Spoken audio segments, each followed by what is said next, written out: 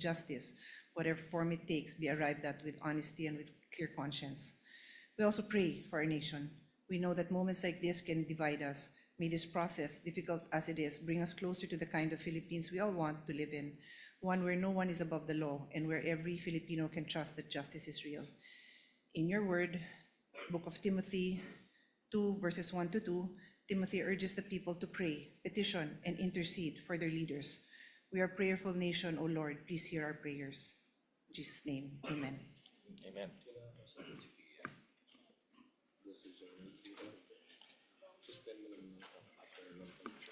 The clerk of court will now call the roll. Roll call of members. Senator Judge Aquino. Senator Judge Cayetano Alan. Senator Judge Cayetano Pia. Senator Judge De La Rosa. Senator Judge Ejercito. Senator Judge Estrada. Senator Judge Go. Senator Judge Ontiveros. Senator Judge Lacson. Senator Judge Lapid. Senator Judge Legarda. Senator Judge Marcoleta. Senator Judge Marcos. Senator Judge Padilla. Senator Judge Pangilinan. Senator Judge Soto III. Senator Judge Tulfo Erwin. Senator Judge Tulfo Rafi. Senator Judge Villanueva. Senator Judge Villar Camille. Senator Judge Villar Mark. Senator Judge Zubiri. The presiding officer, Senator Judge Escudero. Senate President Gatchalian. With 20 senators present, the chair declares the presence of a quorum. We recognize the presiding officers, Senator Chis Escudero. Thank you, Mr. Senate President. The presiding officer dispenses with the reading of the journal, and if there are unless there are objections, considers the journal of July 7, 2026 as approved. The clerk of court will please call the case before the impeachment court. Case number 004-2026 in the matter of impeachment trial of Vice President Sara Duterte. Appearances of the parties.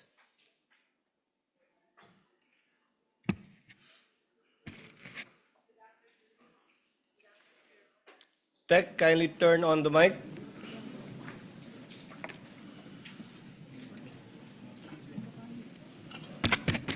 Good afternoon, Your Honors. Same appearance for the prosecution. We are ready, Your Honor. Appearances for the respondent.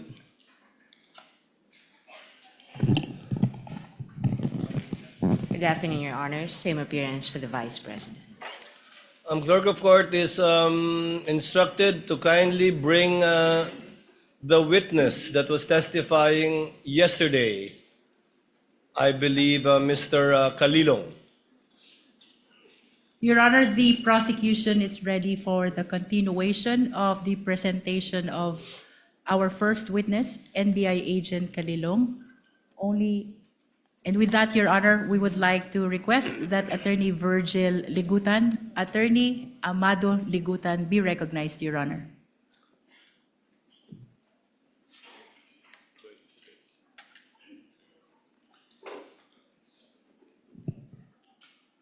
For the record, Attorney Ligutan will be representing the counsel for prosecutors, and on the part of the respondent, it will be Attorney Narvasa. That would be correct?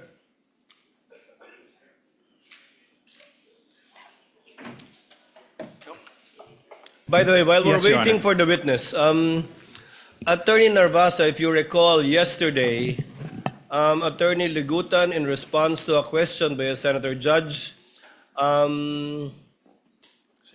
gave a discussion, a peroration, if you will. Yesterday, I said we will be giving counsel the same opportunity. I cleared it earlier with Senator Pia Cayetano, who wanted the statements deleted from the record. However, since this is a televised proceeding, nakita na eh, napakinggan na eh. So, i-erase ko man sa record, baliwala na lang. The fairest thing to do is to give you an opportunity as well.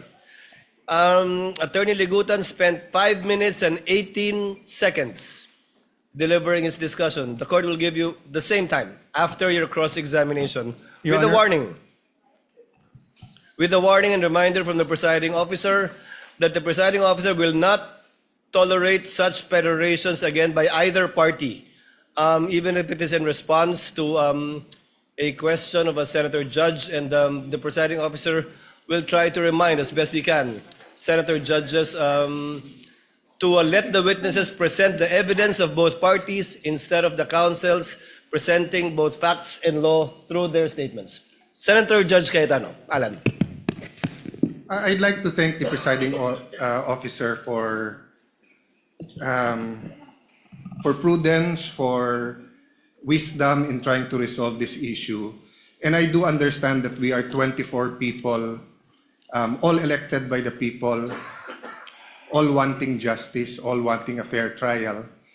Having said that, prudence dictates that we stop ourselves from asking certain questions that can prejudice the whole trial, whether or not our intention is to do so.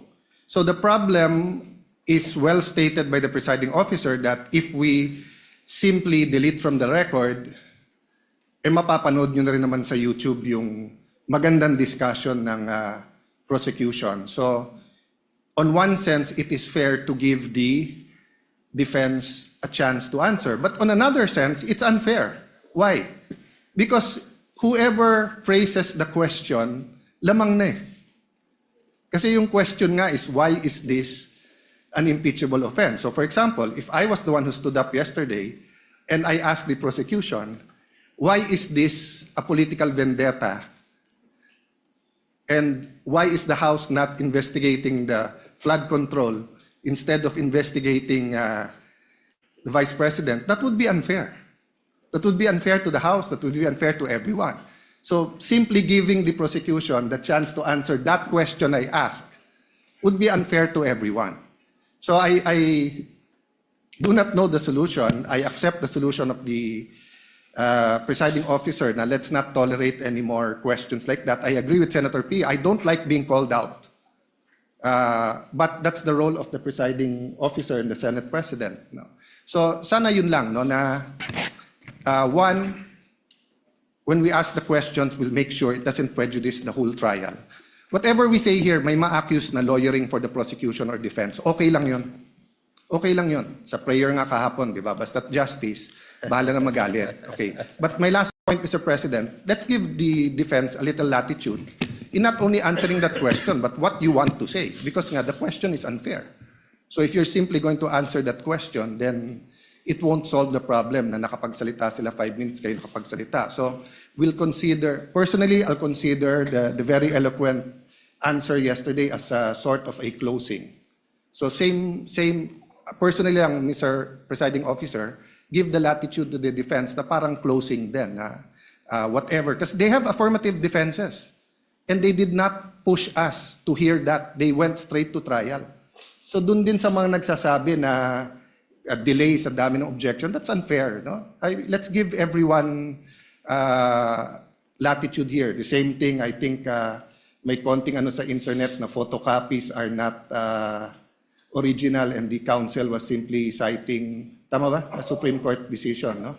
And the rules of court. And the rules of court. So I'm just saying it's an emotional issue. So all of us will be hit, badgered, whatever. I think trabaho naman nung witness natin, bantayan yung internet. So as long as hindi foul, hindi threat. But having said that, Mr. President, let's give each other leeway, but only to the point that the trial will not disintegrate, di ba, into a political fiasco or circus. Thank you, Mr. President. The remarks of Senator Judge Alan Cayetano are noted. Senator Judge Pia Cayetano. Thank you, Mr. President. This will be brief. First of all, I'd just like to confirm that I acknowledge what the presiding officer said, that I agreed.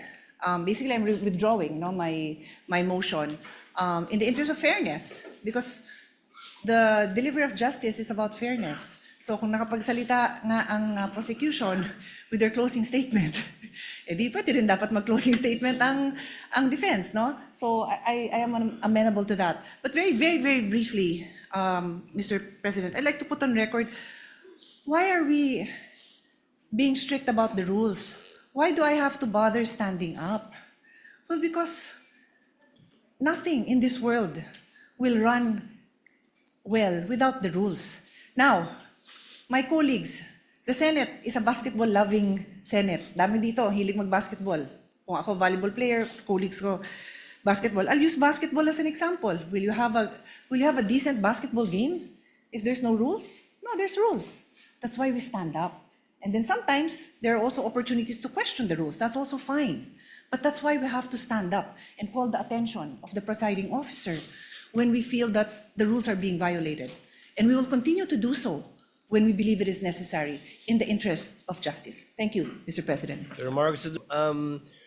The presiding officer will call for a break midway through in order to afford the parties 15 minutes to relax, go over their notes, and do their thing. In regard to senator judges or counsels for the parties who are not on deck, you're free to answer the call of nature in the least disruptive manner possible and return afterwards outside of the 15 minutes that we will be doing halfway through the proceedings. And finally, a request has been brought to the presiding officer to request as well the senator judges to lower the tone of conversational voices because I think where you're seated is an echo chamber. Naririnig sa iba't ibang sulok ng plenaryong ito yung mga sinasabi din ninyo at hindi rin nakakapag-concentrate yung ilan sa ating mga kasama na nakaupo sa paligiran ninyo. Just a reminder, and one last reminder before I recognize counsel for the respondent, Mr. Calilong, you will be testifying once again and will be undergoing cross-examination under the same oath Yes, Your that Honor. you took yesterday. Do you understand that? Yes, Your Honor. Thank you, counsel for respondent. Attorney Narvasa, if you're ready, you may proceed with your cross-examination. Your Honor, may I be allowed to approach a witness? You may do so. Thank you, Your counsel. Honor. Good afternoon, Mr. Calilong. Good afternoon, sir. During your direct examination, you testified that you were trained on photo and video authentication. Yes, sir. You said that you were trained for 2 weeks? Specific for photo and video, sir. Sir, my questions are answerable by yes or a no. Can you Yes, sir. please constrain yourself to these questions, unless I tell you, okay? Objection to that, Your Honor, please. And you got this training from Max. Before counsel for respondent proceeds, counsel for the prosecutor, let the presiding officer Your Honor. recognize you first. You are so recognized, sir. What is your objection? Thank you so much. Inasmuch as I would like to accommodate the defense that in asking the question that the witness is to be limited to a yes or no question, Your Honor, please. Unfortunately, Your Honor, please, that's not sanctioned in the rules. There's nothing in our rules that would allow a defense to constrain a witness, even on cross-examination, to answer the questions by a yes or no answer. It's not in the rules. So, Your Honor, please, we cannot constrain a witness to answering either a yes or a no. The witness should be able to qualify. The usual answer by the defense is that it could be handled by the prosecution on redirect. But that is not the case, Your Honor, please. So long as there is nothing in the rules that would allow the defense to constrain the witness to answer yes or no, the prosecution will vehemently object to that, Your Honor, The please. presiding officer May I, Your overrules Honor? the presiding officer overrules the objection. The counsel for prosecutors can make a continuing objection regarding this matter, but it is the position of the presiding officer that the witness is seasoned enough. According to his testimony yesterday, he has attended over, if I recall correctly, 30 hearings already. So he would know how to respond and to explain if the need would arise. And it's up for counsel for the responding if at all to strike out whatever answers that are not responsive to his question. Counsel for respondent may proceed. Thank We you. would abide, Your Honor, we would abide. Thank you, counsel for the prosecutors. And you testified that you got this training from Max Core Interventures, Yes, correct? sir. And you said that the training you got from Max Core Interventures was in digital forensics. Yes, sir. I have with me in Articles of Partnership of MaxCore Interventures Co.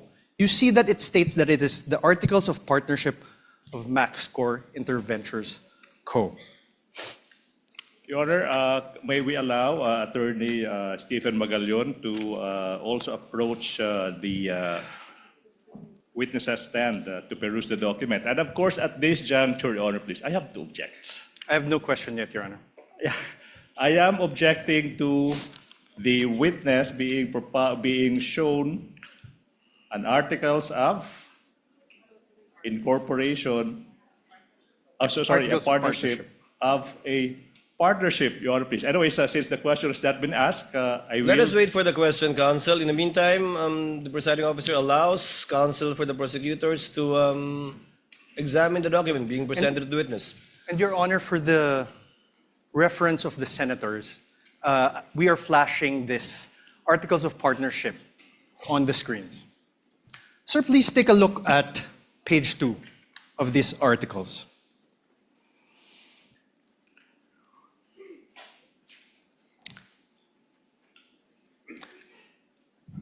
Page 2, sir. That's here. Page 1, page 2. Let's read it together, okay? Primary purpose, to engage in the business of trading both import and export of goods on wholesale, retail basis. Do you see that, sir? Yes, sir. Now on page, the same very same page 2. The secondary purpose. Let's read it together again. Own, use, improve, develop, subdivide, sell, exchange, lease of all kinds, including buildings, houses, apartments, and other structures. Do you see that, sir? Yes, sir.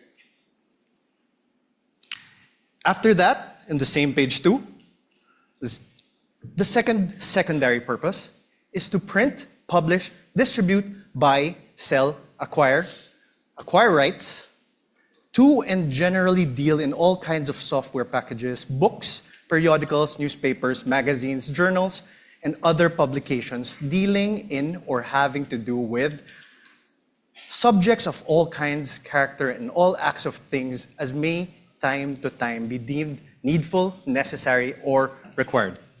You see that, sir? Yes, sir. Thank you, sir. Now I'm showing you a screenshot of the website of this MaxCore Interventures Co. It states under About Us. I am also flashing this on the screen, Your Honors, for the ease of the senator judges.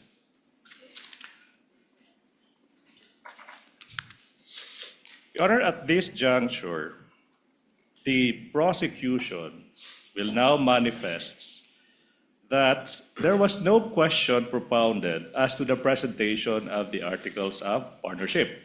And the counsel is now moving forward to the presentation of an alleged website. Therefore, it seems that the defense counsel is the one presenting the documents without propounding any question to this witness. Highly improper, Your Honor, please. Highly improper. The counsel should be asking question and not presenting document. You will have your turn when the defense team is allowed to present your evidence. 2 documents, no question yet. Highly improper, Your Honor, please. Again, I don't want to put the lawyer on the spot, but that is highly improper. Ask questions. Your Honor, I did ask questions. No, there was no question. Counsel- Can we ask that the transcript be read back? Counsel, kindly proceed. Thank you. Counsel for the prosecutors, with the understanding that Mr. Calilong is not testifying as to the truth of whatever counsel asked him or what he read, because clearly he's not competent Agreed, to Your Honor. testify as to the truth of what is contained in the Articles of Partnership. However, as to the fact that he read it and saw it, up to that extent, and the senator judges are so advised as well. So ordered. You may proceed, sir. Thank you, sir. And I am on cross, Your Honor. Thank you. Sir, under the words About Us, it says MaxCore Interventures has been established as a one-stop source of different products and services intended for both government and private institutions.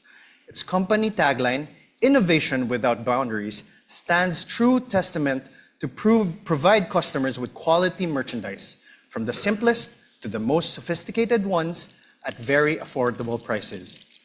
The company places a long-term business relationship through customer satisfaction on top of its priority list, with integrity and honesty as the foundation of the company. It envisions to evolve into excellence amidst the competitive pace of information technology. You see that, sir? Yes, sir. Sir, now I'm showing you another screenshot of the website of this MaxScore Interventures Co. You confirm that I'm also flashing this for the ease of the court.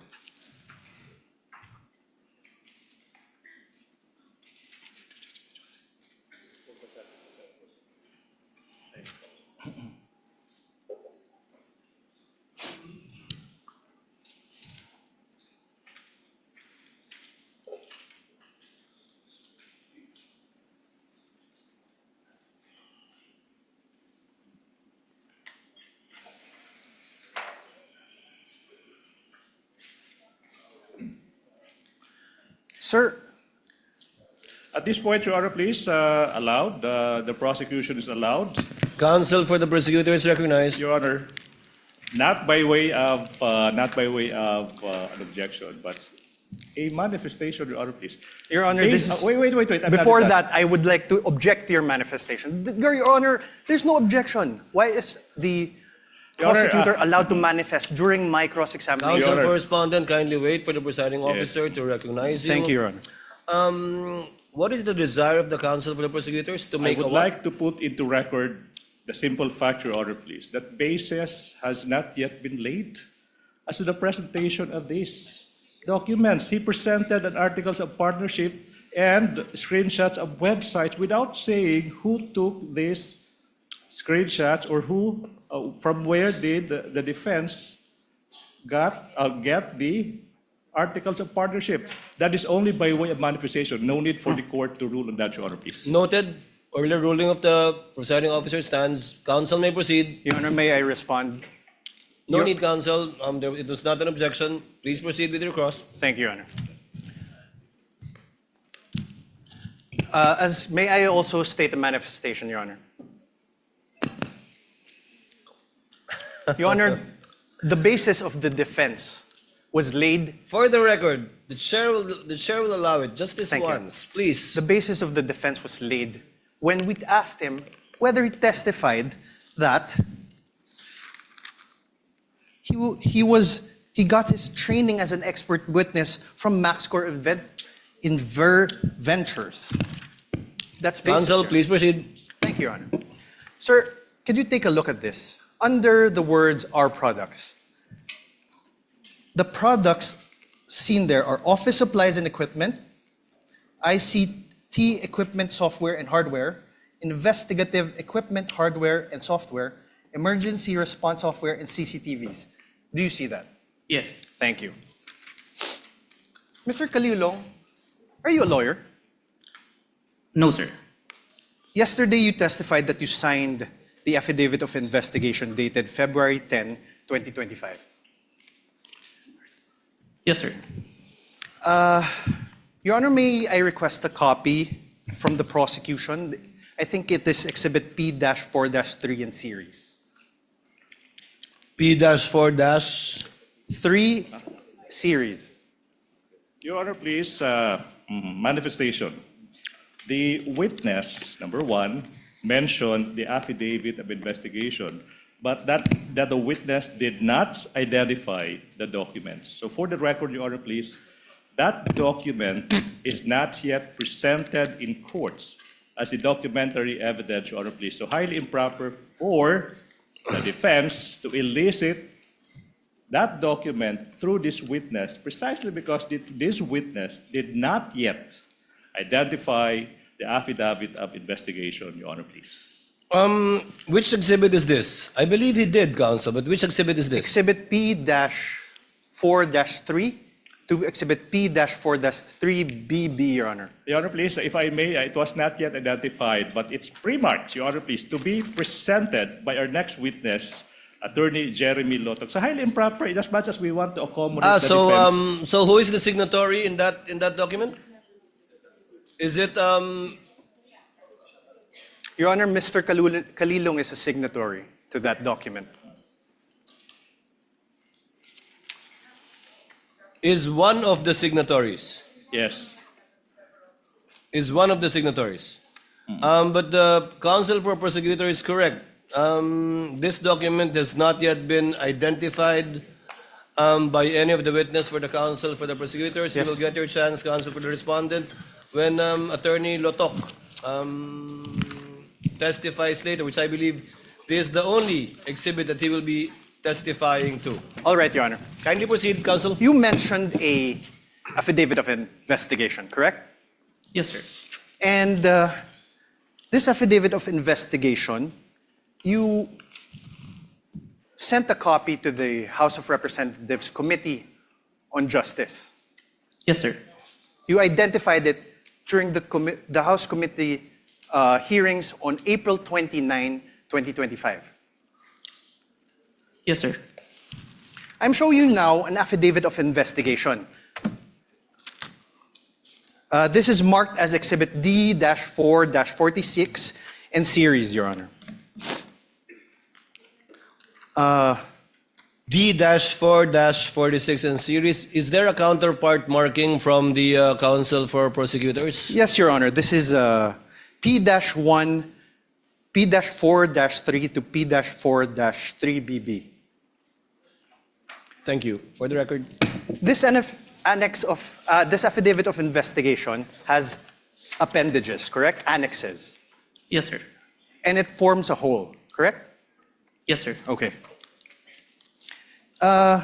Sir, do you confirm that you signed this? I'm one of the signatories, sir. Do you want me to have him identify a signature? Okay. Your Honor, do you have here, sir? Kaso lang, sir, yung sinumpit emote po, I withdraw, Your Honor. Apart from this affidavit of investigation, dated February 10, are you aware if there is another affidavit of investigation executed by the NBI represented by the Cybercrime Division in relation to this case? This is the only one that is submitted, sir. No, executed, signed. Honor, My question is the defense executed. cannot argue with the witness, Your Honor, please. The witness would know how to respond, counsel. If he is not responsive to your question, do not argue with the witness. Yes, Your Kindly Honor. rephrase. Apart from this affidavit of investigation, are you aware if there is any other affidavit of investigation signed by the NBI represented by the cybercrime? Okay, at that juncture, I have to object. Vague, Your Honor, affidavit of investigation signed Related by to the this NBI. case, Your There could Honor. be thousands. Related of to this documents. case. If the witness knows, witness may answer. Is there any other affidavit of investigation executed by the NBI cybercrime in relation to this case, witness? As far as I remember, sir, this is the final affidavit of investigation, sir. Final affidavit. Are you sure, Agent? Let me remind you that you are under oath. Yes, sir. I have with me a certification, a DOJ certification executed by J.V. Lawrence B. Bandung, Senior Assistant State Prosecutor J.V. Bandung. For the record, Your Honor, this is Exhibit D-4-29 for the defense. Do you see this, sir? Yes, sir. This certification dated February 5, 2025, states, and I quote, the complaint referral does not contain all the necessary evidence to prove the essential elements of the crime. Therefore, it is recommended that the same be first referred for case buildup. Do you see that? Yes, sir. Now below that, in the second page, below that, under the word notes, number 1, therefore, states, and I quote, that there is no... May I have this flashed on the screen, please? for the ease of the court,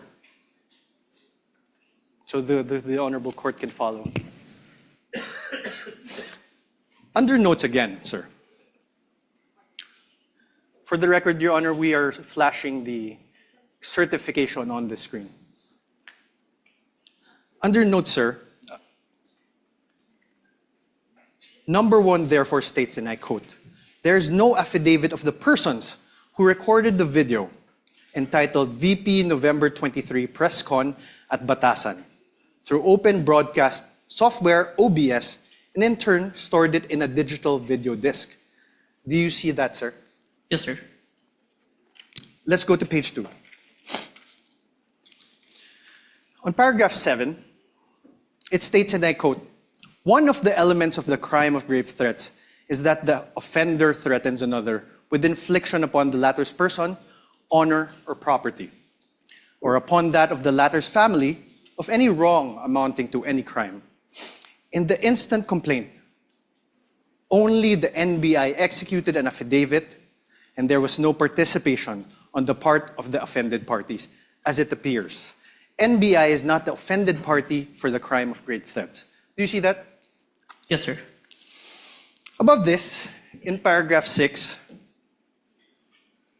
it states that, and I quote, "Only the minutes of the meeting with several personalities and representatives from various media outfits were submitted. And although the minutes were signed, there was no individual affidavit executed regarding the contents of said minutes." Do you see that, sir? Yes, sir. On paragraph 5, it states that, and I quote, "The affidavit of one Patria Morales mentioned that she stored these footages in a USB and submitted it to the NBI. However, there was no USB attached to the complaint, only a DVD was attached. There was no detail regarding the contents of this DVD." Do you see that, sir? Yes, sir. On paragraph 4, it states, and I quote, "Annex L did not indicate who made such TSN. There was also no affidavit of the person who made the TSN." Do you see that? Yes, sir. On paragraph 3, it states that, and I quote, Annexes I and K, open parenthesis, DVDs with markings NBI-CNN-C-2412-43-6-2 and NBI-CCN-C-24-12-436-2, close parenthesis, were not accompanied by an affidavit of the record and TSN, also affidavit of the one who will execute the TSN. Yes, sir. On paragraph 2, it states, and I quote, "The press briefing conducted on October 18 was not recorded and or stored in a DVD, no video submitted, and there was no TSN of the said briefing and the necessary affidavit of the person taking the CSN." Yes, sir.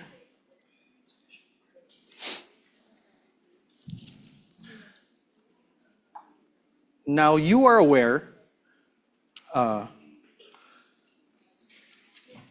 sir, so now, is your memory refresher? Did the DOJ send back the original affidavit of investigation to the NBI? Yes, sir. As far as Thank you. Now, you are aware that on February 11, 2025, the NBI, through its then director, retired Judge Jaime B. Santiago, wrote to the Office of the Prosecutor General, submitting a revised affidavit of investigation. Yes, sir. This is your affidavit of investigation dated February 10, right? February 10, 2025.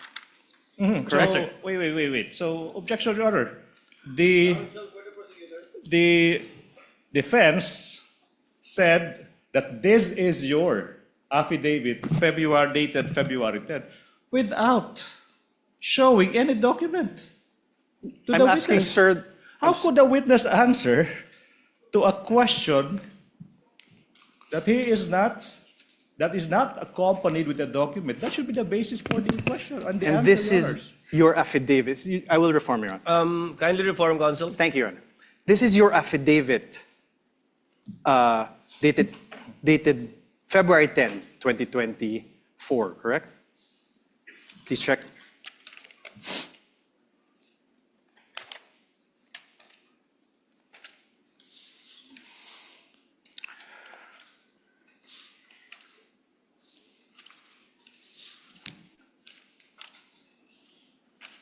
Sorry, sir.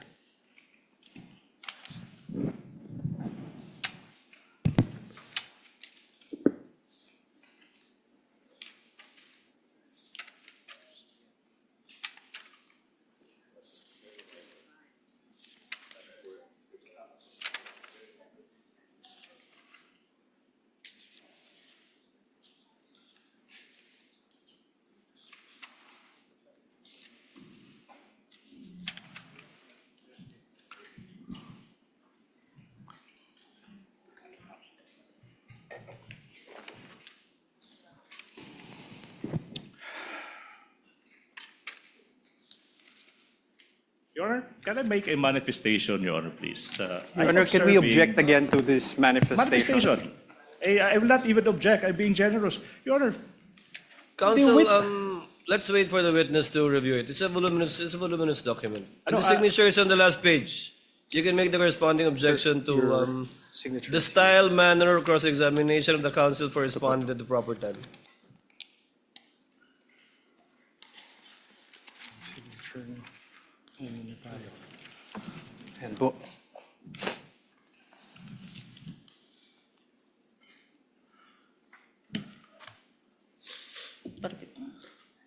Is this the amended affidavit of investigation? This is a photocopy of the Yes, sir. affidavit, sir. This is the amended one. Yes, yes, sir. The photocopy, sir. Thank you.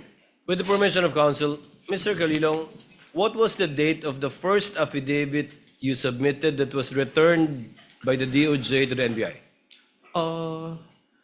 As far as I remember, January 30, and was when the certification was issued, we complied with the requirements and submitted it on February 10. That's Have why you there's a revision. identified that affidavit of investigation dated January 30 in yesterday's proceedings? No. Yes or no? Sir? Have you identified the January 30? The one that I identified, Your Honor, is the authentication, Your Honor. Not the affidavit of investigation. So you have not done so. Yes, sir. This one, you have not done so too. Yes, Your Honor. For the record, counsel, you may proceed.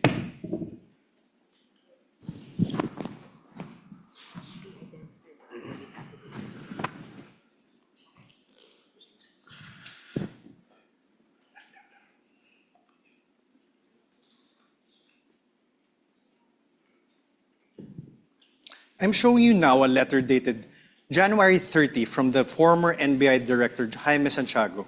now I have to object, Your Honor, please. You know, the defense has been confronting this witness with documents, even without marking and identifying the source of these documents. Your It's Honor, like that's- plucking out of thin air a document, presenting them the document to the witness, and withdrawing the document Your Honor, that's up to without the... even introducing this piece of evidence, this piece of exhibits into evidence. So my question is, through the presiding officer, is the defense not entering these documents into evidence, Your Honor, please?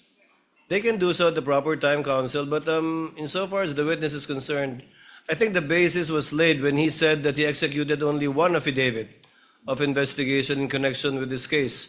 Now it seems that there are two affidavits, I would like to make both of which have not yet been presented. One will be presented, I think, by Attorney Lotok. Your Honor, for but the first record- one, we're not aware of it. Is that correct, counsel, for the respondent?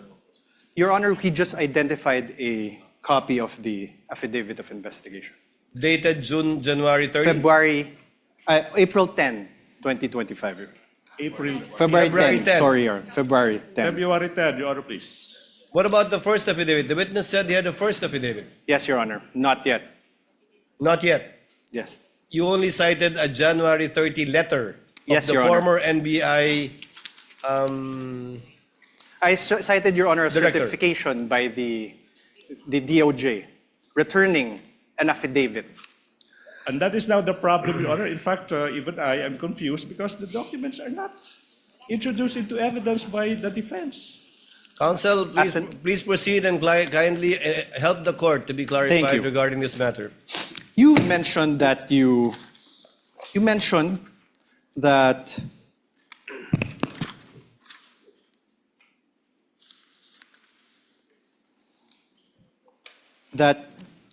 you were aware that the then director, retired Judge B. Santiago, wrote to the office of the Prosecutor General submitting a revised affidavit of investigation on February 11, 2025.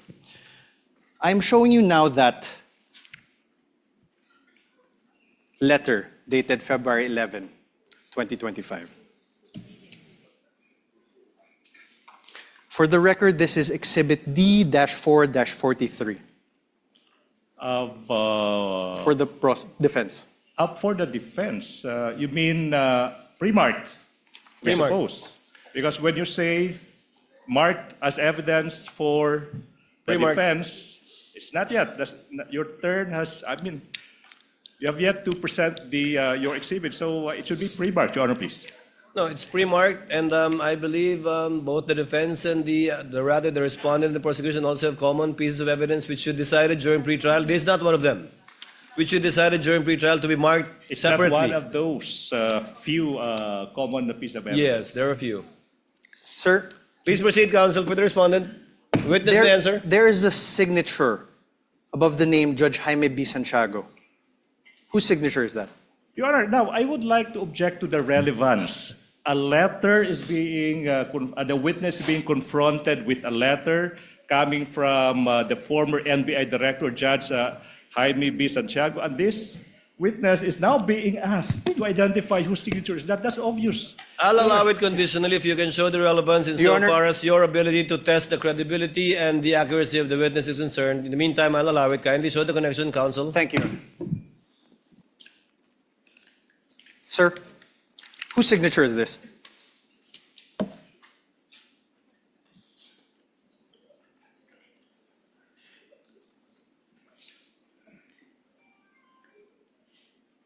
As far as I remember, signature of Director Santiago, sir. Thank you.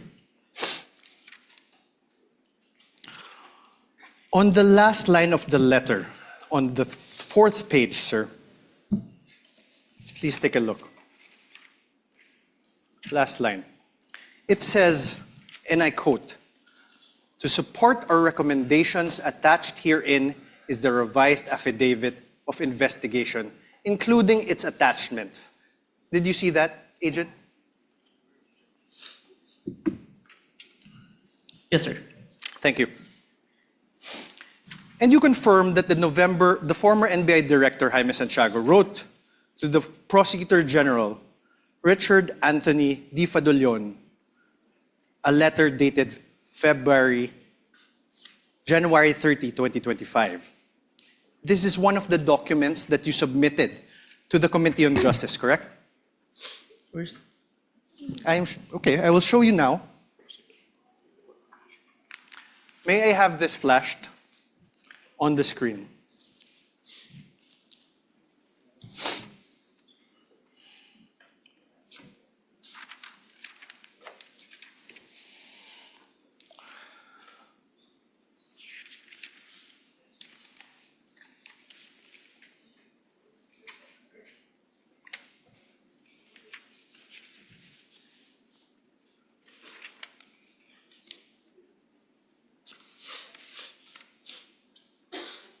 Do you recall this document? yes, sir. Yes.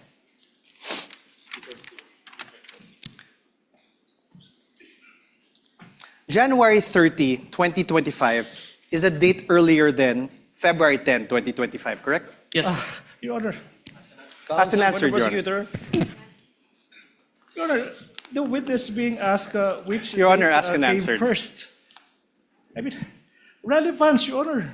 Relevance. Counsel, if the witness knows and the counsel for respondent will be given the latitude to test the credibility, accuracy, and completeness of the testimony. of the witness. But we note your continuing objection, because you already sound frustrated, counsel, in regard to this line of questioning by the I'm very counsel for the patient, Your Honor, respondent. please. I'm very patient. The counsel for respondent may proceed. Witness Thank may you. answer.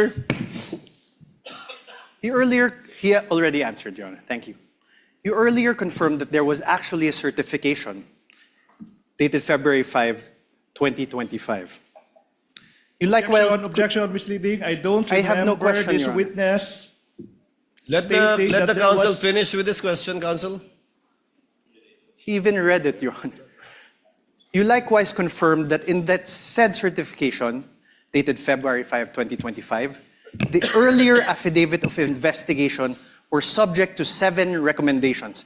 And you confirmed that you read that. Objection.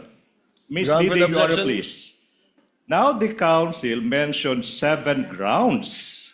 7 grounds. And I don't remember this witness uttering the term 7 grounds. What I do remember, Your Honor, please, is that this witness was confronted with a certification, a letter, whatever, but now the counsel is now asking this witness to confirm the contents of those certifications or letters. Misleading. No, That's Your- not allowed during cross. The counsel is now assuming facts that have yet to be established. Can I repeat that? This witness was only confronted with certifications, letters, dated this, dated that. And now, the counsel now asking, Your do you Honor, please, confirm- he's do you now confirm, testifying. right? Wait, let me finish. Now he is asking this witness to confirm that in that letter there are 7 grounds, as if this witness uttered those words. The ground is misleading, definition. This counsel is assuming facts that have yet to be established through this witness, Your Honor, please. Counsel, again, the witness is not a newbie. I think he can handle himself and would know how to answer if indeed he is familiar or not with what is being presented to him. And thus far, he has responded based on his knowledge of these documents. Chair will allow it. Witness you, may answer. Sir? Can you repeat the question, counsel? You confirmed that there was a certification dated February 5, 2025. You likewise confirmed that in said certification, Your Honor, compound question. there's no question. Wait. Kindly wait for the presiding officer to recognize you before answering. Yes, Your Honor. Yes. Much Please, obliged, Your Honor, counsel please. for the prosecutors, please finish with your objection. Thank you so much. Can I? Yes, Your please Honor, proceed, counsel. Compound questions. The witness is now being confronted with 2 successive questions without allowing this witness to answer the first question. What makes a compound question? No need to lecture, counsel. Counsel for respondent, please reform. Your Honor, I had no question. I had no question yet. Kindly proceed with your question. Thank you, Your Honor. The earlier affidavit of investigation was subject to 7 recommendations from the DOJ Vague, Your Honor, for please. case build-up. Objection vague. The earlier investigation, which investigation is the counsel referring to? We already Objection vague. We already established, Your Honor, there was an earlier one. This is the- Overruled. Again, the witness is competent enough to testify. Overruled. Witness, kindly proceed with your question, counsel. Yes. In the revised affidavit of investigation dated February 10, 2025, that you identified, despite DOJ's recommendation number 6 that you earlier read, Objection, Your Honor. there, Objection. Sir, Your Honor, I am not If yet the finished. ground is Can we already- wait for the counsel to finish with this question, counsel, please? Okay, Your Honor. The question, Sir, there were still no affidavits of the journalists from the media outlets in your affidavit of investigation dated February 10. Witness, not answer first. Objection, Your Honor, please. Misleading. Why is it misleading, counsel? The counsel said the earlier affidavit of investigation. In fact, Your Honor, please, he referred to the February 10 investigation. That's not the earlier investigation. That is the final affidavit investigation submitted to the DOJ. Misleading. Misleading, Your Honor. Your Honor, The presiding officer will ask the question. Mr. Witness, did you attach the said affidavits revised, right? of the 2 witnesses that viewed the video of the Vice President in the February 10 affidavit? Yes, sir. Let me qualify my answer in number 6, sir. You may do so. In number 6, sir, The DOJ requested an affidavit to be executed regarding the contents of the minutes. I executed an affidavit attesting to those minutes, sir, which I'm part of the interview, sir. But was it attached to the February 10 affidavit? Yes, sir. Counsel for the respondent, your witness. Thank you. Sir, but there are no affidavits of the journalists from the media outlets, correct? My question is not found there, Your Honor. Oh, Your Honor, please. My question is Your not Honor, found there. okay, wait. The counsel is confronting the witness with a document, and he propounded I questions, was and then not- he asked another question, and he took the document away. What's Your the Honor, purpose of that? I was Objection, not- Your Honor, please. My question is plain, Your Honor. Let the Do you- witness peruse the document you presented him with. Let My- him answer that through the document. My question is plain, Your Honor. Your Honor, a witness should be allowed to peruse the document I am that he not- was confronted with. Counsels, please. Witness, I think the witness understood the question. Mr. Calilong, you may answer if you understand the question. I will repeat the question, Your Kindly Honor. repeat, counsel. Thank you, Your Honor. There is still no affidavits of the journalists from media outlets appended on your revised affidavit of investigation, sir. May I qualify my answer? No, sir. Oh. Just answer a yes or no. Kindly look at the document presented to you. On redirect, counsel can make you explain the disparity, if any. The question is simple. Are the affidavits attached to the affidavit of investigation?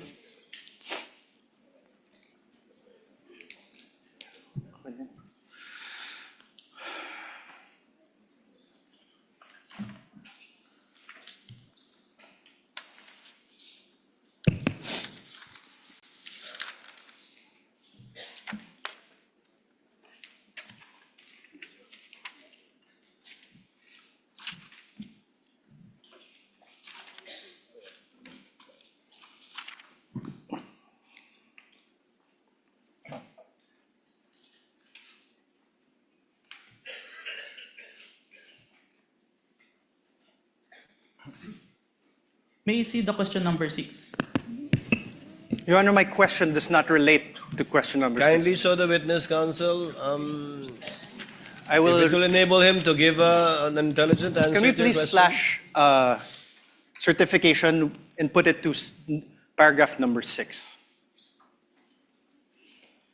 The paragraph number 6 states that only the minutes of meeting with several personalities and representatives from various media outfits were submitted. Although the minutes were signed, there were no individual affidavit executed regarding to the content of the minutes. On this, Okay, sir. I have no So the question. answer is the affidavits are not attached. I have executed an affidavit, sir. No, the Sir- affidavits of the two journalists are not attached. I think that's the only question of Yes, sir. counsel for the respondent. Thank you, Your Honor.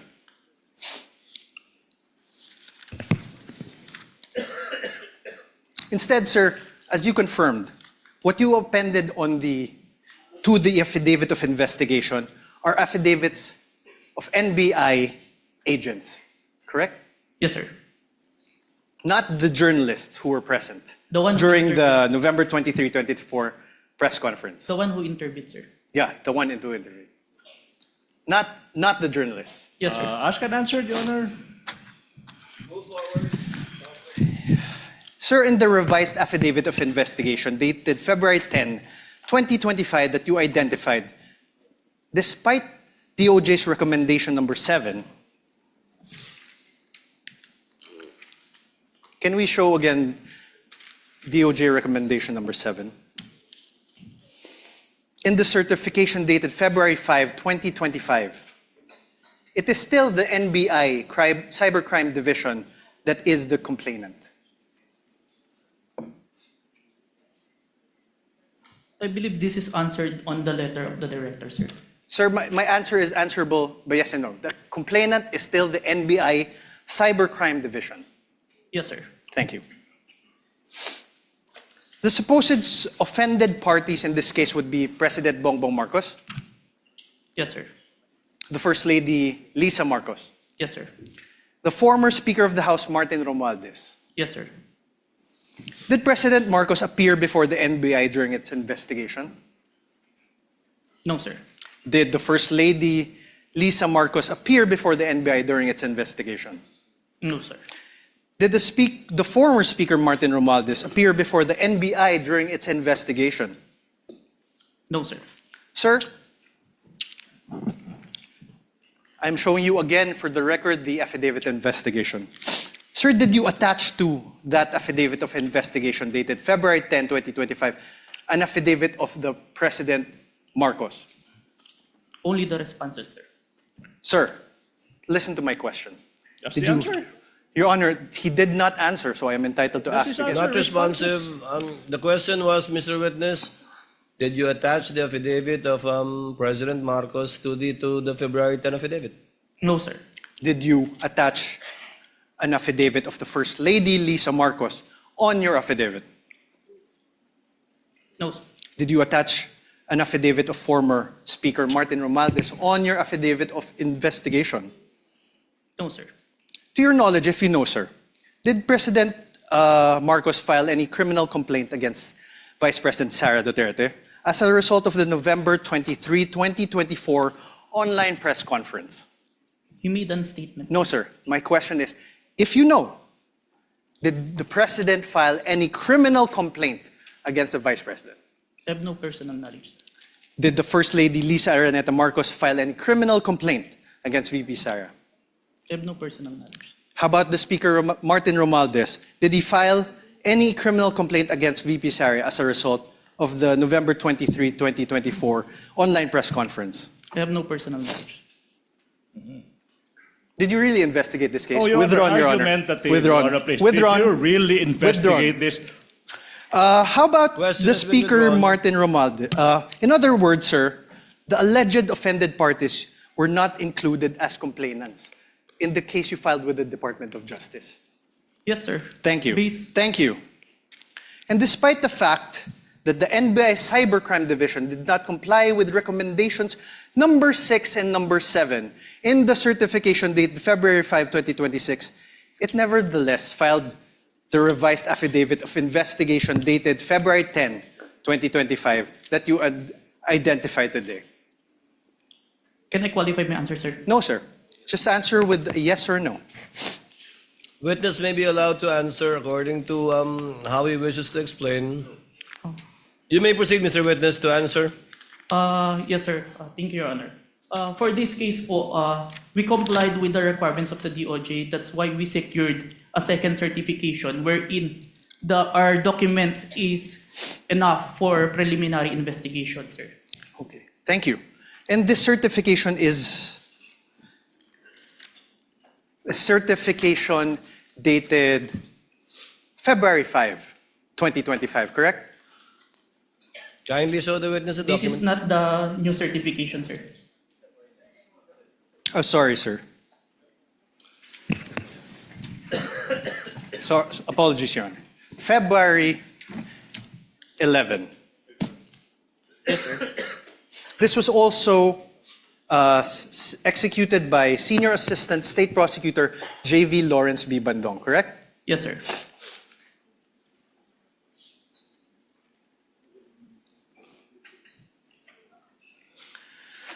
Now let's discuss the nature of the investigation you conducted. You claimed in your affidavit, sir, affidavit of investigation, that the NBI began its investigation into the VP's remarks because it was directed by the DOJ to do so. Motu proprio and directed, sir. Okay. Do you understand what you just said, sir? Oh, Yes, sir. oh. Can I I'm object to asking, that, sir. Your Honor, please? I'm asking, sir, it makes sense, Your Honor. Argumentative counsel, move on. Mutu proprio, sir, means, Oh, no, objection. You cannot lecture counsel. This is sir, what does cross-examination. you mentioned mutu proprio. What does it mean? Even without a complainant, we started the investigation, sir. Are you sure, sir? Oh, argumentative. Are you sure, I get- sir? Move on, Are counsel. you sure, move on. sir? How?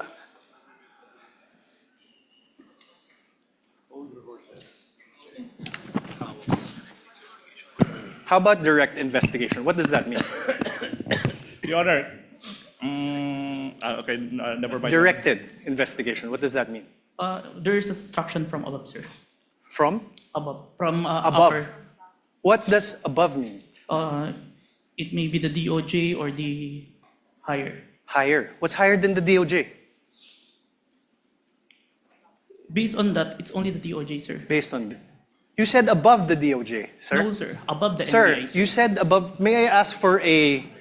Reading. Argumentative, Your Honor, Counsel, argumentative. counsel, again, I would have to sustain the objection. It is argumentative. I heard All the right, answer, Your and he meant as a general term above, but referring apparently to only the DOJ in this particular instance. We submit, Your Honor.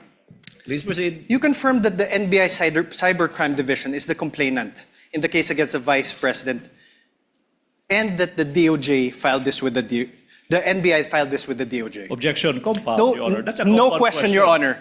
That was just a statement. Counsel, Oh, kindly wait. exactly. Your Honor, a He's laying statement. the basis for a question. Go to your question, counsel. Sir, the NBI, of course you're from the NBI, is under the Department of Justice. Yes, sir. Your Honor, we can take judicial notice of that. We Your cannot- Honor, if I'm on cross, Your Honor. I know, but I'm on sir, cross. there are things that No. need not be discussed. Your Honor, please. Counsel- Can I, Your Honor? Your Honor, please. Counsel, let's give him some latitude. Although secret- Much obliged, Your Honor, much although we obliged. can take judicial notice of that, it's part of his cross-examination. Yes, thank you, Your Honor. The Secretary of Justice is meanwhile the head of the DOJ, correct? Yes, sir. The Secretary of Justice exercises control and supervision over the NBI. Yes, but even No, without- no more questions. The witness Yes is or no, answering. Mr. Witness? If you know. Can you repeat, sir? Mr. Witness? The Secretary of Justice exercises control and supervision over the NBI. Yes or no? We are under, sir. But we're independent. So you do not know. Oh, Your Honor, that's sorry. argumentative. So Sir, you are do you- not know? All right, Your Honor. Are you aware of Book 4, Chapter 8, Oh. Supervision and Control of the Admin Code? Your Section Honor. 39. Your Honor, I have no Your Honor. question yet. Yeah. Please. Yeah. Section Counsel for the 39. prosecutor, let the counsel for respondent finish his question. Yes, Your Honor. Section 39 thereof, Secretary's authority. The Secretary shall have the supervision and control over the bureaus, offices, and agencies under him. Supervision and control. Sir, my question is this. Is the NBI, the National Bureau of Investigation, under a bureau under the Department of Justice? Yes, sir. Thank you. And, sir, the President has control over all executive departments, correct? I believe so, sir. The DOJ is one of those executive departments, correct? Yes, sir. And the current President is Ferdinand Marcos Jr., correct? We agree to that. That's judicial notice. Your Honor, please.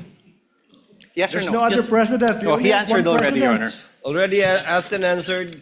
The head of the executive branch is President Ferdinand Marcos Jr., correct? Yes, sir. The very same Ferdinand Marcos Jr., who you said was an offended party in the case against Vice President Duterte. Yes, sir.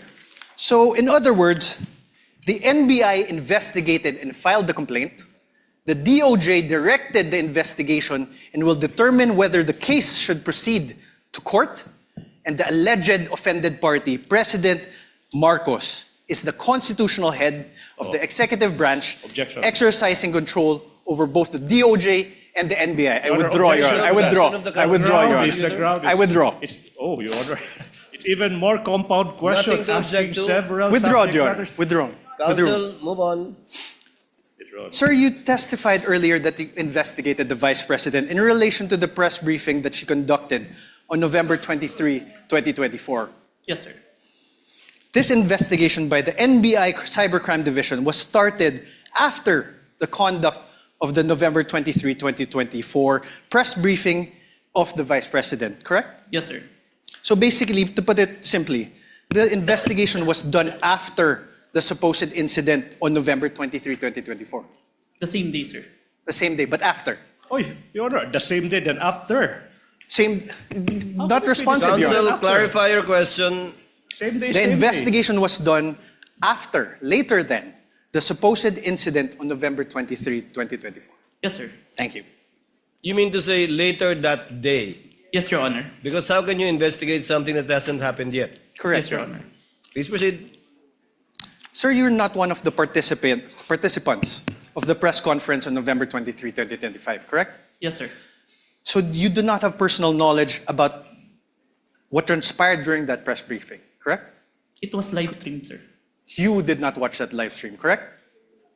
In It was- real time. Yes, sir.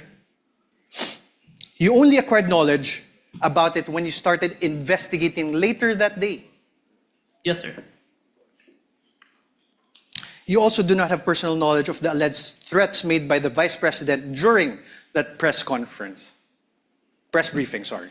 After the press briefing, sir. After. You only acquired knowledge about it when you started investigating. Yes, sir. You also do not have personal knowledge of the alleged assassin that was allegedly hired by the Vice President. It came to my knowledge upon... Personal knowledge, sir. No, sir. Now, during your testimony yesterday, you mentioned that during your investigation on the November 23, 2024 press briefing conducted by the Vice President, you preserved a copy of said press briefing through open source investigation, correct? Preserve a copy through open broadcast software studio. Okay, thank you for the correction. One of the videos that you were able to preserve in relation to your investigation is the screen recording of the November 23, 2024 press briefing conducted by the Vice President, right? Yes, sir.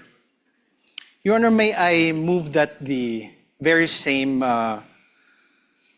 USB be unsealed and shown by the prosecutor's Exhibit P-4-10 be unsealed and shown the witness.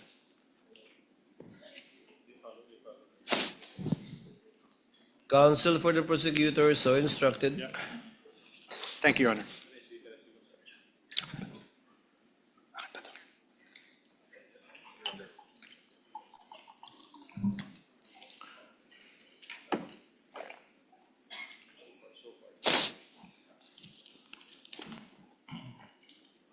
Okay ka lang po.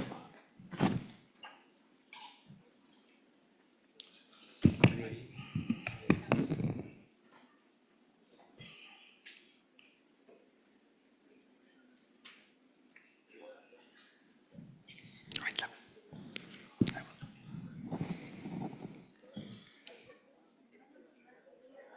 November 20. This is Exhibit P-4-10, I believe.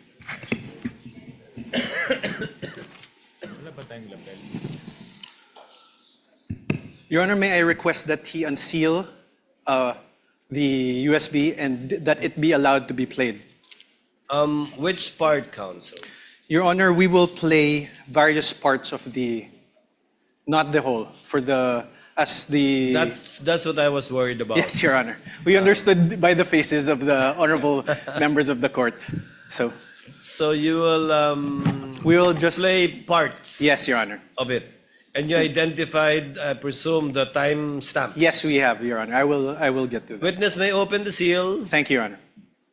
And counsel for the prosecutors is instructed to accompany one of the counsels for the respondent, in the tech booth to make sure that it's the same USB being presented. For the record, Your Honor, the witness is opening the prosecution's Exhibit P-4-10, Your Honor. This is the video dated November 23, 2024.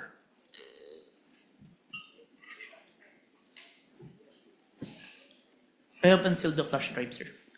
Counsel this with understanding, okay, very much like yesterday, that this USB will again be sealed and signed by both parties. Yes, Your Honor. Your Honor, may request that this be played. Here, brother. Sorry. Counsel for the prosecutors, kindly accompany a representative from the counsel of the respondent to the tech booth to make sure the same USB to be played.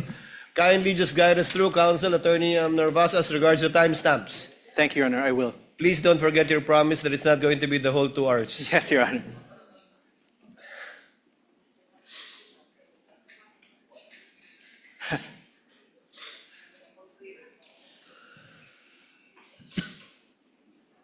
Waiting. Senator Judge Pia Cayetano, what is your pleasure, ma'am? Yes. If it's possible, Mr. President, if our secretariat can install a monitor here because magkaka-stiff neck na po ako watching this. And it really doesn't look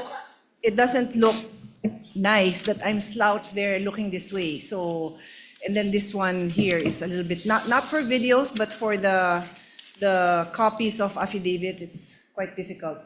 So if they can put one here, Secretariat, the others want another, but I can speak for those in the front row we would like to request. Thank you. the clerk of court rather is instructed to kindly install a TV monitor in front of the tables of the counsel for the parties instead of at the witness stand, both sides.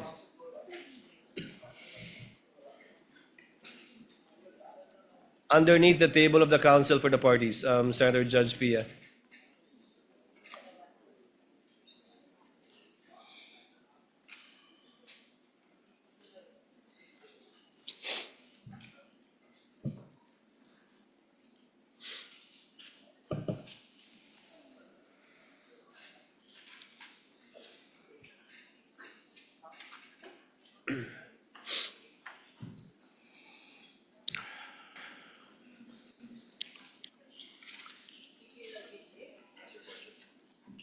Counsel, for the record and for reference, kindly identify the timestamp that you will be playing. I presume in chronological order. Your Honor, for the record, we are showing the witness a part of the video marked as the prosecution's Exhibit P-4-10. First video, the timestamp around 0001:27 to 0002:20 of the November 23, 2023 press briefing as contained in the video that you identified yesterday, sir. Your Honor, may we ask that the video be played at those specific timestamps? I did an apology. And then, ang sabi po nila, I just have to do an MR. And I did an MR, but they did not rule on it. And then suddenly they have an order transferring me. When ang nauna naman na order ng final ng lawyers namin was an MR to lift that order of contempt. Because they said that was the procedure. If they were not able to rule on that, how were they able to come up with an order, to transfer me to the women's correctional in the dead of the night? I mean, bakit ganun? Wala na bang rights yung mga tao? They just go to your room and then just get... Bakit?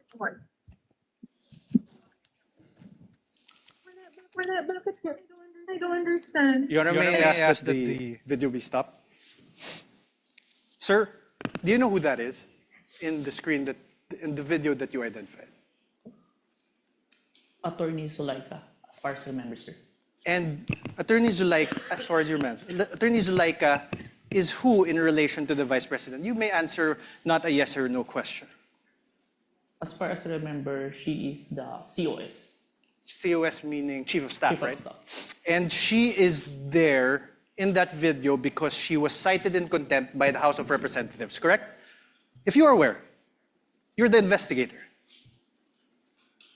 Prior to the... Sir, my question again. The witness Let is the about to witness answer. answer. Witness was in the process of answering. Prior to the scene, I have no personal knowledge, but based on her statement during the video, I think it was mentioned. So you didn't investigate the things that happened prior to the scene, correct? Sir, yes or no? We have investigated, sir. You didn't investigate. Oh, I did, sir. argumentative. That's why there's an October 18, sir. So what happened before that?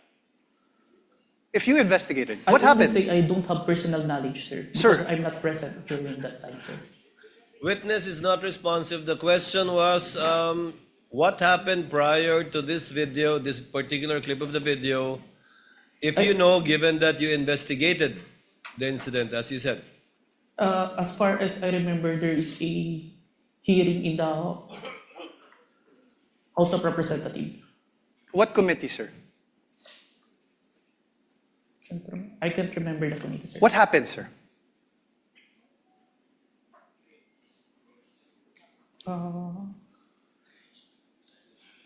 COS was cited in contempt, sir. By who, sir? I I can't remember the exact, sir. But you investigated. I withdraw, Your Honor. Can we play, let me show you timestamps around 002832 to 002933. This is the same prosecution's exhibit P-4-10. That is the video you identified yesterday. Your Honor, may we request that that video be played? Hindi ako lalabas. Hindi ako lalabas. Pwede magtanong. And sorry, just very quick. Jason, if I may. Sorry. Go ahead. So after you pushed back attorney, they left the room, no? Tama ba? Did they appreciate that that detail accurately? Because I think alam din naman nila na mali yung ginagawa nila. You don't put people in the dead of the night. What is that? It served, di ba? Official business hours. Because hindi naman po ako kriminal eh. I am not a criminal. I am already here in their facility. I have assured them already that I will attend their hearing on Monday. So why will they treat me like that? So that's why I said I want my lawyer. I want my lawyer. Stop, please. Sir, did you consider this in making your evaluation in the revised affidavit of investigation dated February 10, 2025? Yes, sir. Thank you. Now let me show you timestamps around 003305 to 003432 of the November 23, 2023 press briefing as contained in the video that you identified yesterday, the prosecution's exhibit P-4-10. Your Honor, may we request that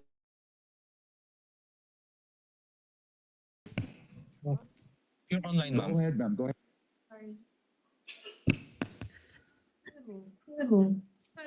I would not have pushed that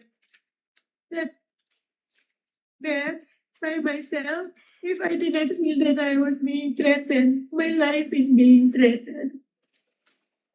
Alam niyo, I'm sure you saw in the hearing that my back hurts. I cannot parang lift everything.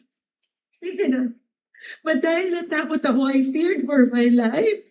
I really pushed that myself. Because hindi lang to harassment. This is really a threat to my life.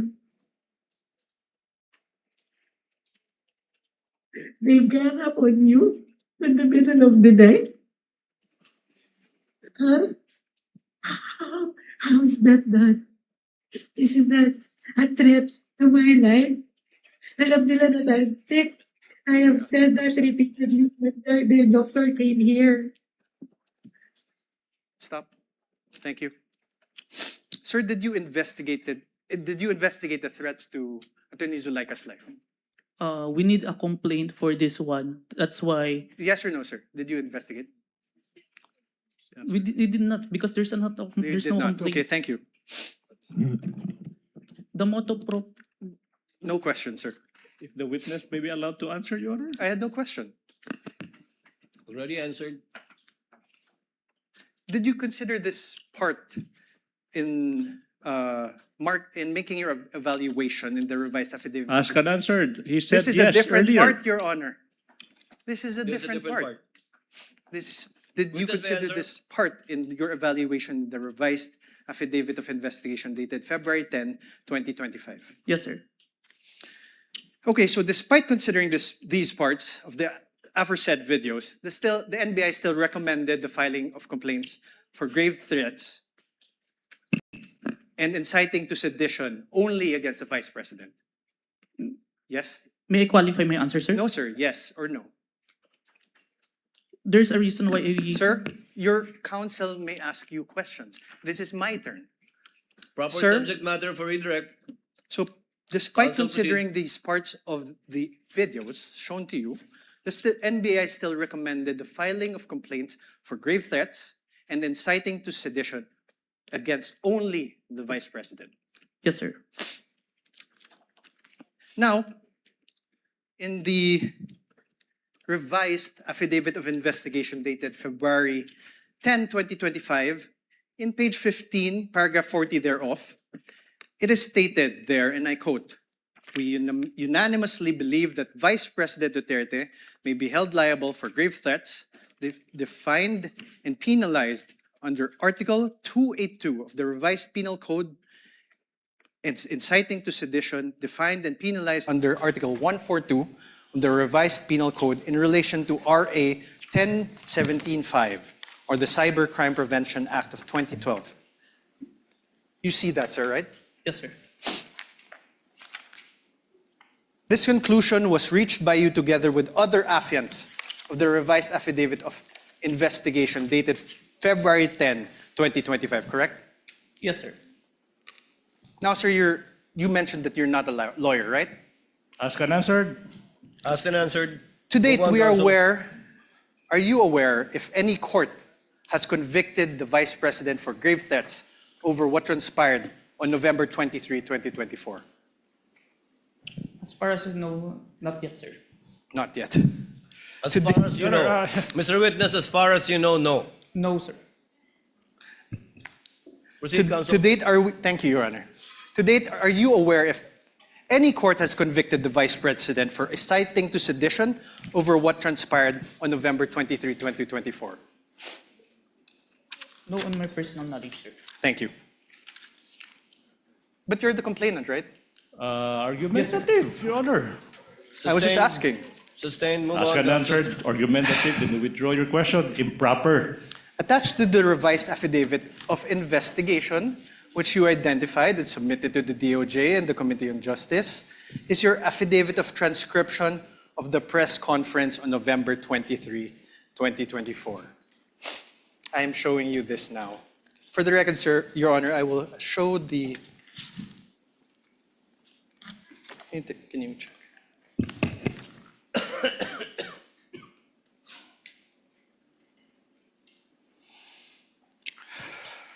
Sir, please take a look.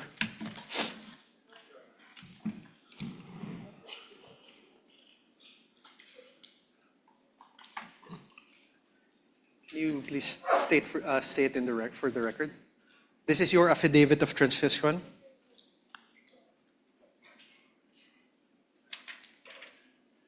Yes, sir. This is a photocopy of my affidavit of transcription, sir. This refers to the press conference on November 23, 2024.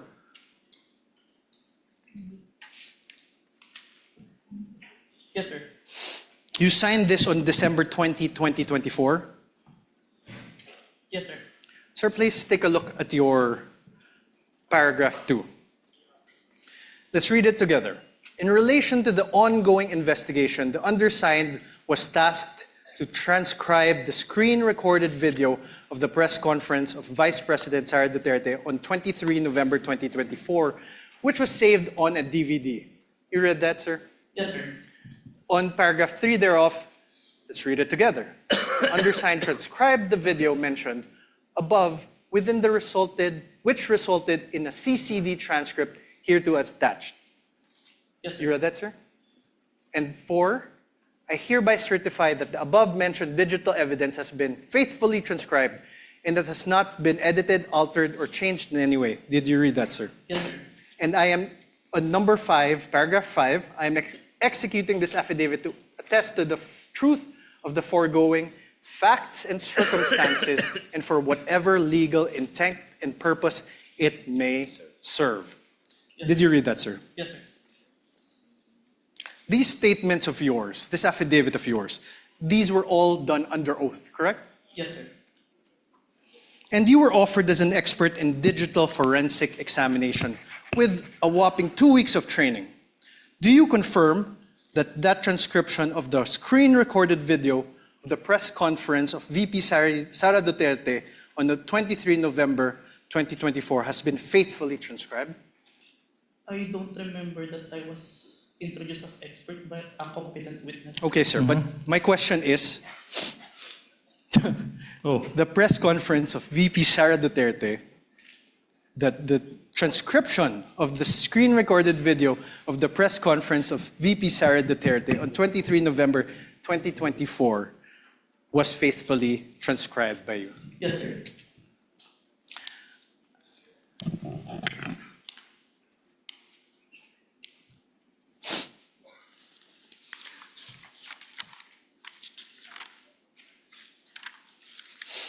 Sir, attached to this affidavit is the transcript, correct? Can you please take a look? Yes, sir.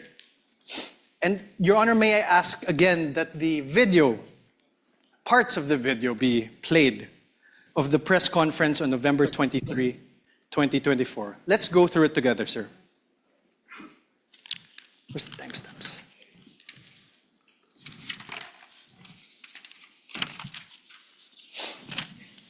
First, let's go to around timestamp 00446.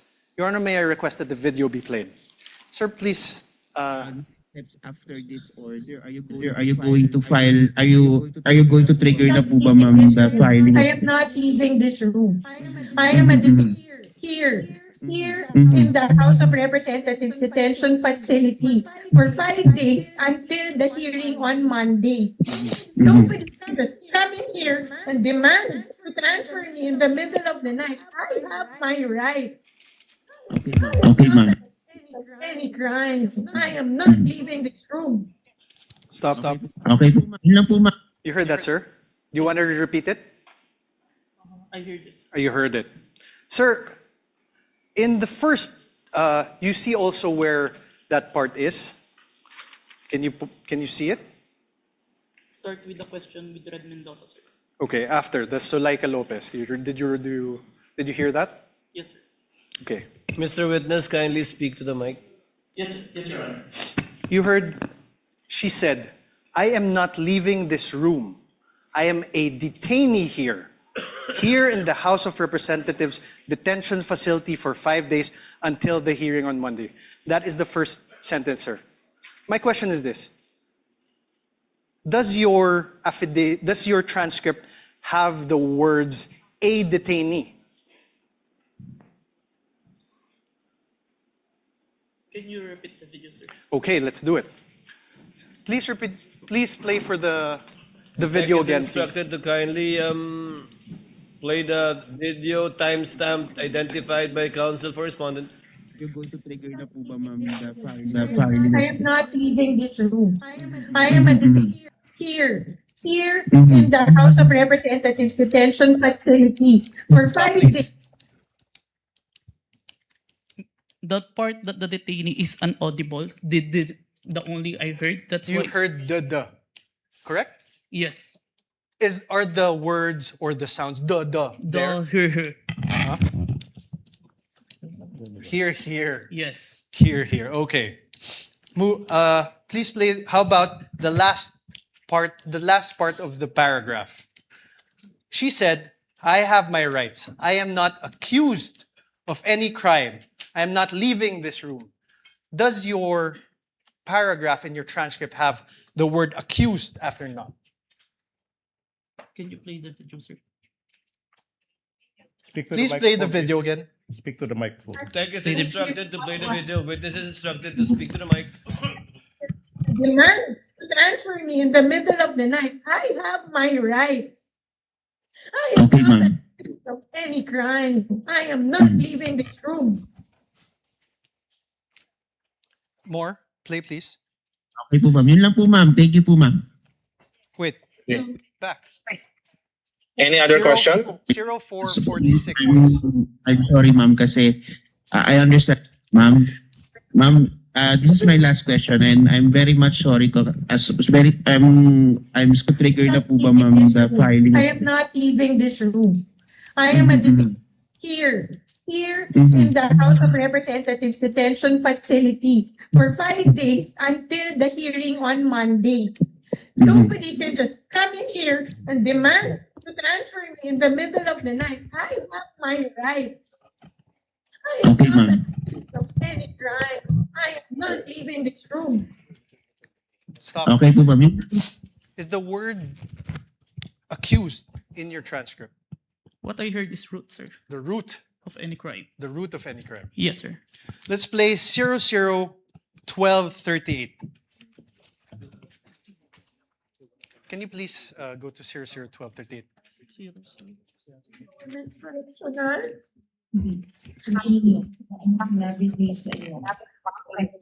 yung contempt. Diba? Sinabi nila sa iyo, isip namin yung contempt. Excuse me yung apat. Sabi nila, sa akin, if you notice it early, we were in the hearing, diba? Sinuspend po ng Chairman Chua yung... Wait. yung Stop, please. Your Honor, please. see Now, I'm now registering my objection as to the relevance, Your Honor, please. If I may explain, Your Honor, of this line of questioning, Your Honor, please, if I may. Counsel may explain his objection.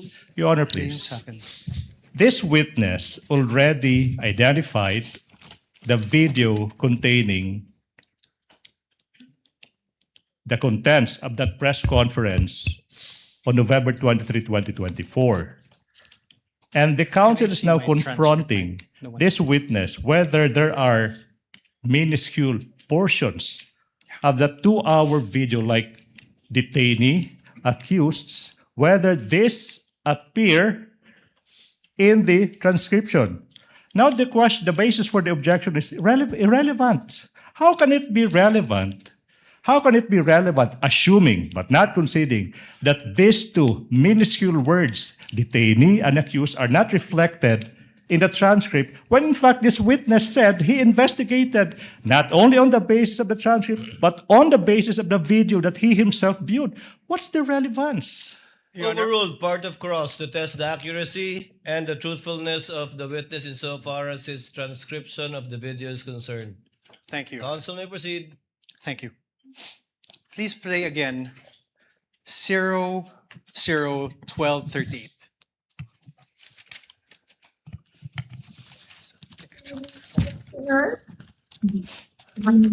Sinabi nila sa iyo. Yung contempt. Diba? Sinabi nila sa iyo, isip namin yung contempt. Excuse me yung apat. Sabi nila, sa akin, if you notice it early, we were in the hearing, diba? Sinuspend po ng Chairman Chua yung session. Tapos, nung sinight po ako ni Congressman Castro in contempt, then after that, nag-rule sila. Tapos, then sinuspend niya. Tapos, lumapit po sila. Nag-huddle sila. And then, they called my lawyer. And then, told him na kausapin ko. So, lumapit ako. And I really apologize. I said, you know, that letter to the Commission on Audit was really a position of the agency. It is our stand. Like all, di ba? Like, meron kang points na gusto mo i-raise. We respectfully parang raised our points to the Commission on Audit. Alam ko, hindi naman po yung mali kasi that was our right as an agency. Because there was an ongoing audit investigation. Pero hindi naman namin kinukuha.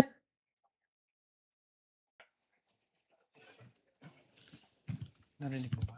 Narinig mo? Did you hear the Vice President speaking?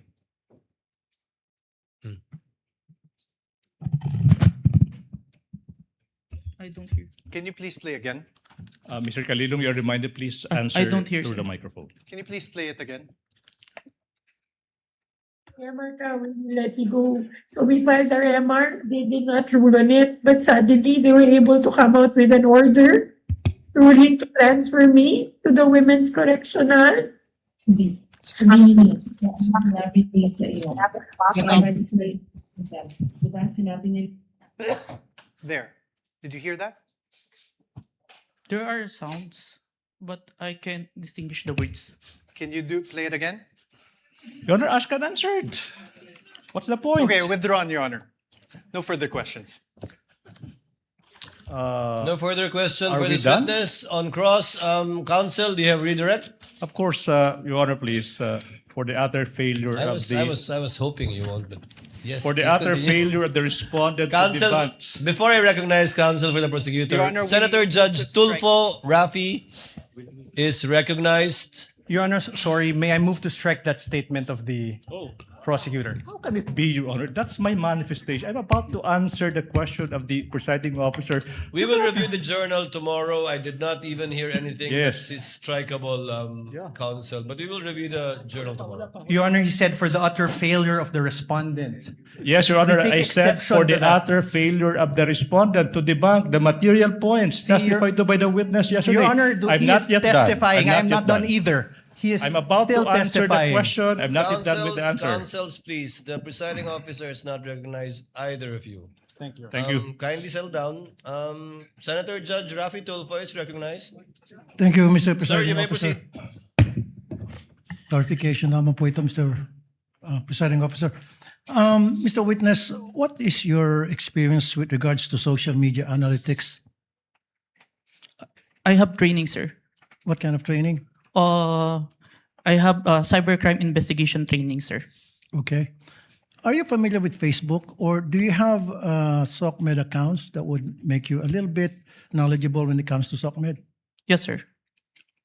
What is your account? What is your social media account? If I have any? an account in Facebook, Facebook. in Instagram, Okay. in X. X. So that means pretty much you're a little bit familiar with Facebook, right? Yes, Your Honor. Okay. There were concerns, Mr. Witness, whether the videos presented yesterday are AI generated or authentic. So are you experienced enough analyzing whether a video is AI generated or authentic? Yes, Your Honor. What makes you say that? Based on my experience, Your Honor, and the video itself, it's a 2 hours long. Normally, an AI-generated video will only last a short second, sir. So the video that was presented yesterday, where we saw the VP was saying something or talking to that effect. Did you do something, or what kind of system did you observe or follow to ensure whether that video was AI generated or authentic? Based on personal observation, sir. Personal observation. Yes, Your Honor. Okay, a few more questions. Therefore, will you be able to say that the video presented yesterday were AI generated or authentic? The video presented today is what it is being seen on the Facebook, sir. Okay. So, based on your affidavit, you mentioned that the NBI subpoenaed some members of the media who are participants of the online press con on November 23, 2024, right? Yes, Your Honor. And subsequently, you said that you questioned and investigated these persons regarding the conduct of that press con. So, based on what you gathered from your investigation, so I have a few questions, right? Yes, Your Honor. Who set up the press conference? Based on our interview, sir, it is the Office of the Vice President, sir. So it wasn't spur of the moment? Press con? I can't confirm, sir, but it's the response of the media personnel that we interviewed. Okay, who invited the participants? If my memory serves me right, it's JC Kahinhinan, sir. Okay. Who is JC?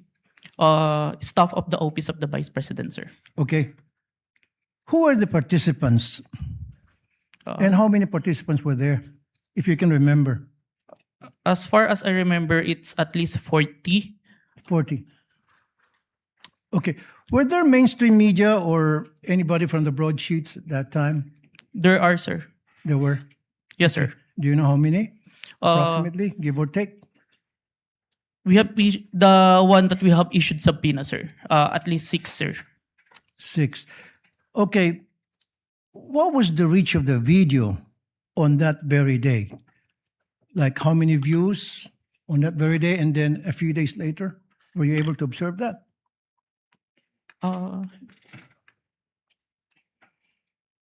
I can't remember, sir. You can't remember. Okay. How did it spread? O paano kumalat sa SOCMED yung videos that was presented yesterday, as far as you know, when you did an investigation? It became trending, sir. It became trending. And my last question is, kasi in-establish dito is inciting to sedition on top of yung sa sinasabing grave threat. Ano yung mga comments na napansin mo doon sa video? Can you give us an example? One of the comments, because on the video November 23, there were mentioned about people power when asked a question by Princess Maui. And the Vice President agreed, and ang laban ay wala sa EDSA, nasa Malacanang, and there are responses from the comments, but it's not documented. That is agreeing, sir. No further question, Mr. Presiding Officer. Thank you, Senator Judge Tulfo. Senator Judge Aquino, thereafter Senator Judge Pangilinan.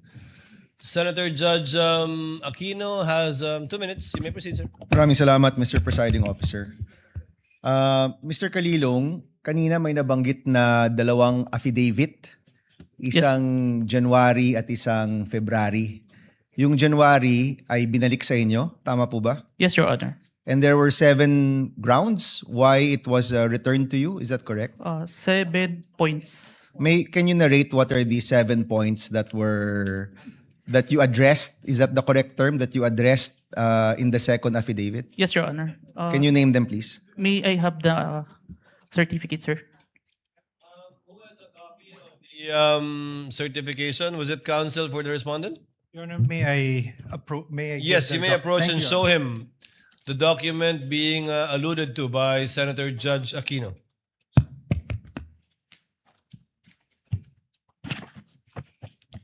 Note 1. There is no affidavit of the person who recorded the video entitled BP November 23 Presscon at Batasan through open broadcast Super Studio and in turn stored in the DVD. Number 2. The press briefing conducted on October 18, 2024 was not recorded and or stored in DVD, and there was no TSN of the said briefing and the necessary affidavit of the person taking the TSN. Number 3, Annex I and K DVD with markings NBI-CCN-C-24-12436-2 and NBI-CCN-C-24-12436-2 were not accompanied by an affidavit of the recorder and the TSN. Number 4, Annex L did not indicate who made the TSN. There was also no affidavit of the person who made the TSN.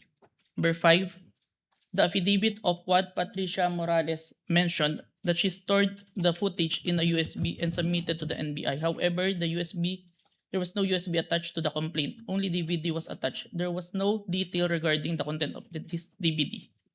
Number 6, only the minutes of meeting with several personalities and representatives from various media outfits were submitted. Although the minutes were signed, there was no individual affidavit executed regarding to the contents of the said minutes.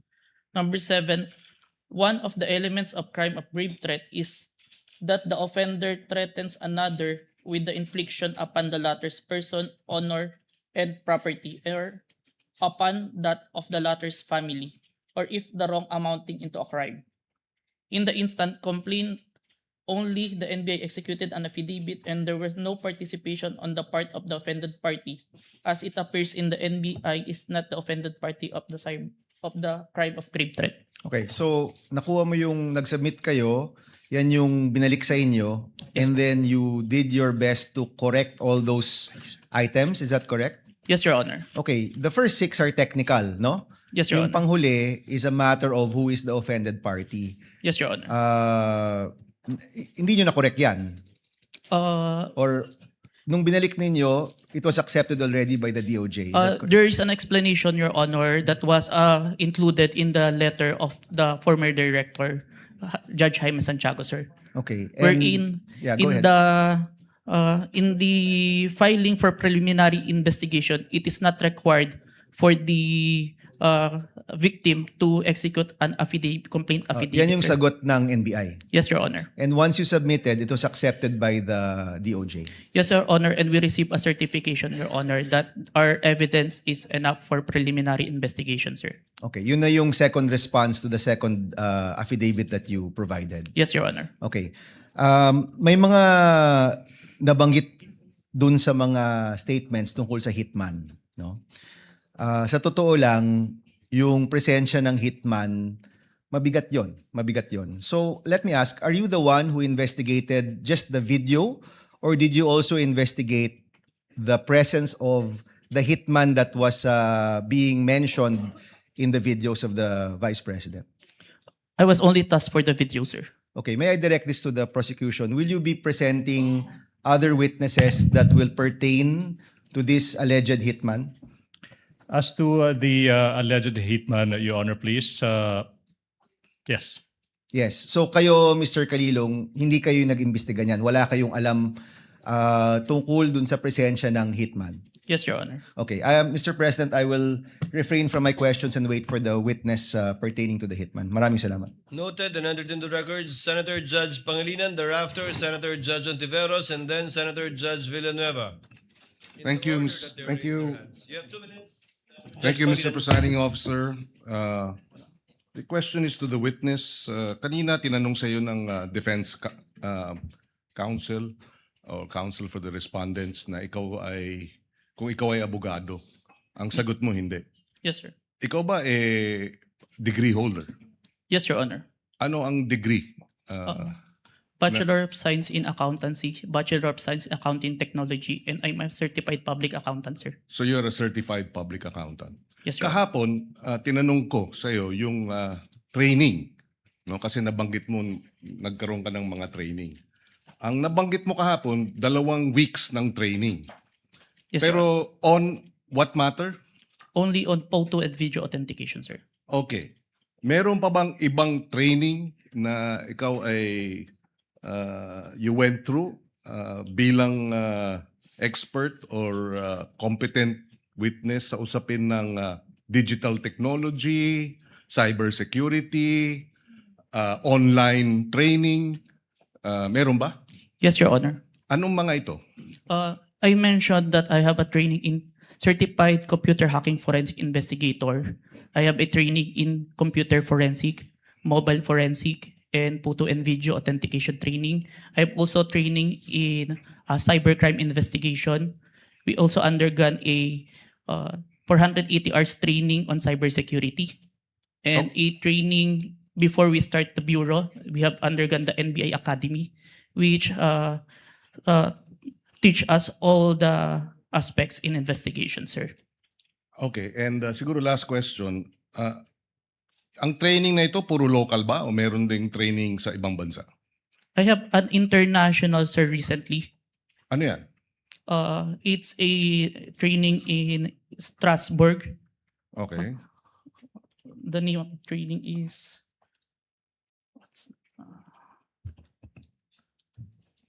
Saang lugar na lang, Mr. Witness? Strasbourg, Germany? France? Strasbourg, France, sir. Oh. It's a 5 days training, sir. And meron pang ibang international seminars na inattendan mo? International, sir, but it is conducted locally, the Interpol, sir. Interpol? Yes, Your Honor. Okay. I have no further questions. Thank you, Senator Judge Salamat. Pangilinan. Senator Judge Ontiveros is recognized. You may proceed, ma'am, and you have 2 minutes. Salamat po, Mr. Presiding Officer. Para sa Counsel for the Defense, Mr. Presiding Officer, just for clarity, ano pong relevance nung video na ipinakita ni Attorney Zuleika Lopez?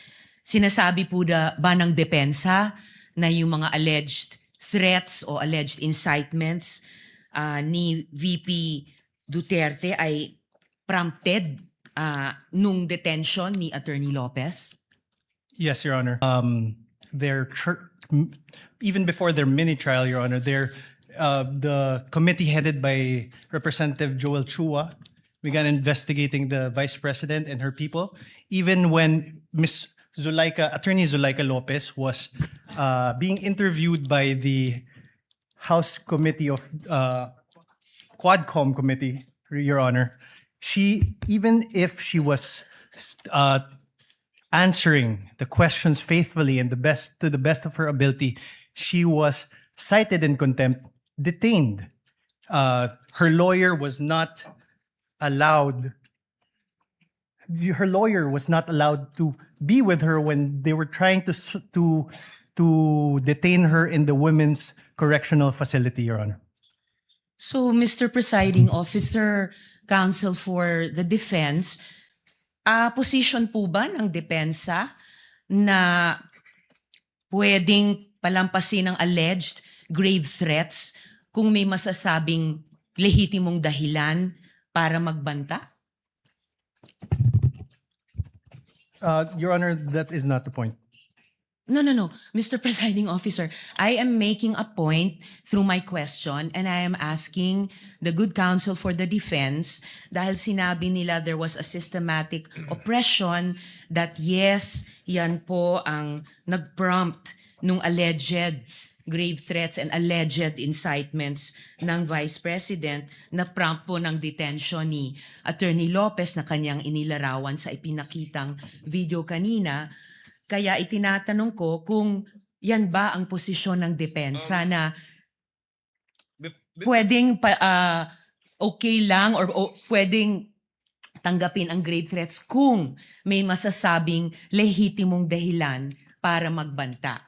Yes, Your Honor. Before counsel Yes, for Mr. Presiding responded answers, although he already answered in the affirmative, No, Your Honor. I was just referring to before. would like to remind the senator judges to be cautious in making counsels for either party make conclusions of law and fact. Instead of presenting evidence through a witness they will present, or through direct, cross, redirect, or recross. Because if he answers Senator Judge Ontiveros, that would effectively place on record a conclusion of fact and law, not drawn from a witness, which they can very well do so during their closing remarks. And when I allow him to speak by way of repartee to the peroration yesterday and discussion yesterday by counsel for the prosecution. But other than that, as agreed with some of the senator judges, we would try to limit the answers of the counsels for the parties. With your indulgence, Senator Judge Ontiveros, please. I submit, Mr. Presiding Thank you, Officer, may I just in closing make of record that I also appreciated and also submitted to the ruling of the Presiding Officer yesterday because I appreciated that it partook of the history of impeachment proceedings in this court. Pinag-aralan ko rin po ng maigi ang mga nakaraang mga impeachment trials at di hamak na pati noon naging liberal ang pagpapahintulot nila sa mga katanungan ng mga senator judges para lang mas maliwanagan ang iba't ibang punto. So I again thank the good presiding officer and again reiterate my submission to his ruling and thank the good counsel for the defense for his response. We thank Senator Ontiveros for indulgence and understanding. Senator Villanueva. And thereafter, Senate President Gatchalian. You may proceed, sir. You have 2 minutes. Thank you, Mr. President, Mr. Presiding Officer. May I just point out something to the witness? Mr. President, Your Honors, the witness mentioned yesterday that reported statements of the Vice President were referred to the Presidential Security Command and evaluated in coordination with the National Security Council. Just to assist the court in evaluating the relevance and weight of the government security response in determining whether the respondent's conduct constitutes an impeachable offense. May we know from the witness could the witness explain yung threats po ba, how threats against the president are ordinarily assessed by the government? Kasi dito yung lumalabas yung pag-weigh natin whether or not meron bang bigat yung threat o ito'y ordinaryong threat na nangyayari sa pang-araw-araw nating buhay. Specifically, Mr. Witness, what factors are taken into account in evaluating a reported threat and in determining appropriate measures? I can't answer on the part of the NSC or TNO because I'm not part of the institution. In your in your capacity as an In agent? my capacity, Yes. what of the consideration if it's a active threat, if it's the one giving the threat is capable of doing so? Meaning, If someone high-ranking officials, and if you say an high-ranking and have official, a capability or power over to implement those such threat, it is considered, sir. Example, a mayor, perhaps? Would you say a high-ranking official? A congressman? Or yung basihan po ng kanyang threat. Kunyari, ang threat ko, dadalhin kita doon sa buwan. Wala naman akong space shuttle. So, wala din pong bearing yon. Is that the correct assumption? Not only, sir, but also how it was delivered, sir.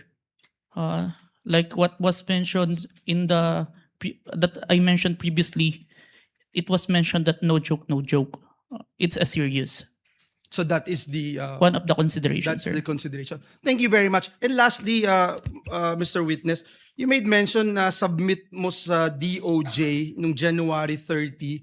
Is it the same affidavit that you submitted to the HOR? The one that submitted to the HOR is the affidavit dated February, sir.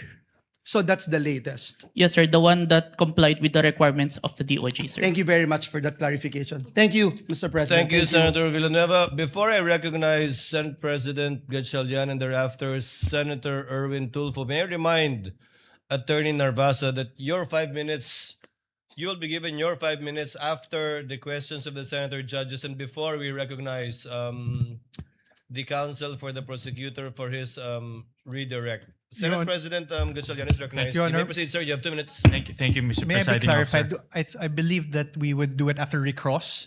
So You it's- want, I heard cross. Sorry, After Your we Honor. cross. Yes, Your Honor. Thank you, Your Honor. Better for us. Yes, Your Honor. Thank you, Mr. Presiding Officer. I just have a few questions, clarificatory questions. Narinig ko ho kanina ginong testigo na nasabi niyo may 40 media personalities doon sa press con. Tama po ba? Yes, Your Honor. Pero ang inyong inimbitahan, 6 lang. Yes, Your Honor. Bakit 6 lang? The 40, we see the number of participants, but the number of person who asked the Vice President during that time, it's limited.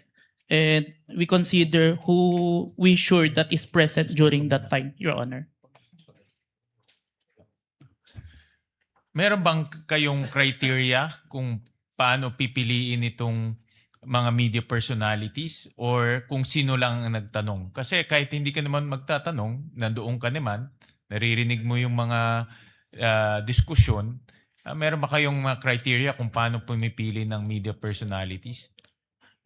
Yung sure po namin na present during that time, kasi kapag hindi po kasi kayo nagtanong, hindi po magpa-pop up yung mukha nyo tsaka yung pangalan nyo.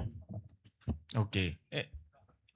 At itong mga 6 na sinupinan ninyo, ano yung kanyang common statement na ibinigay? Kinonfirm po nila na present sila during the November 23, 2024 press conference, and yung utterance po ni Vice President narinig po nila. Okay, I believe ilan dito sa mga personalities ay ipapatawag rin. So tatalon ako sa ibang topic. Nakita ko kanina itong tungkol sa Max Core Interventures at nakita ko kanina pinakita yung Articles of Incorporation, mukha siyang supplier ng equipment. Ngayon, nasabi rin na doon ka nag-training for 2 weeks. Sino nagbayad ng training? Sir, the training is included in the procurement of digital forensic tools. In the procurement document, it ni-require po si MaxCore na mag-provide po ng training included in the equipment, sir. Nung paggamit ng equipment? Tsaka yung yung process po ng digital forensic as a whole. Yung kanya lang sila ba ay 'di ba sa mga IT, let's say Oracle, alam natin kilala yan pagdating sa IT. Si MaxCore ba ay kilala pagdating sa digital forensic training? Kasi pag nakita ko kanina talagang supplier sila, but are they a well-known or internationally renowned training organization?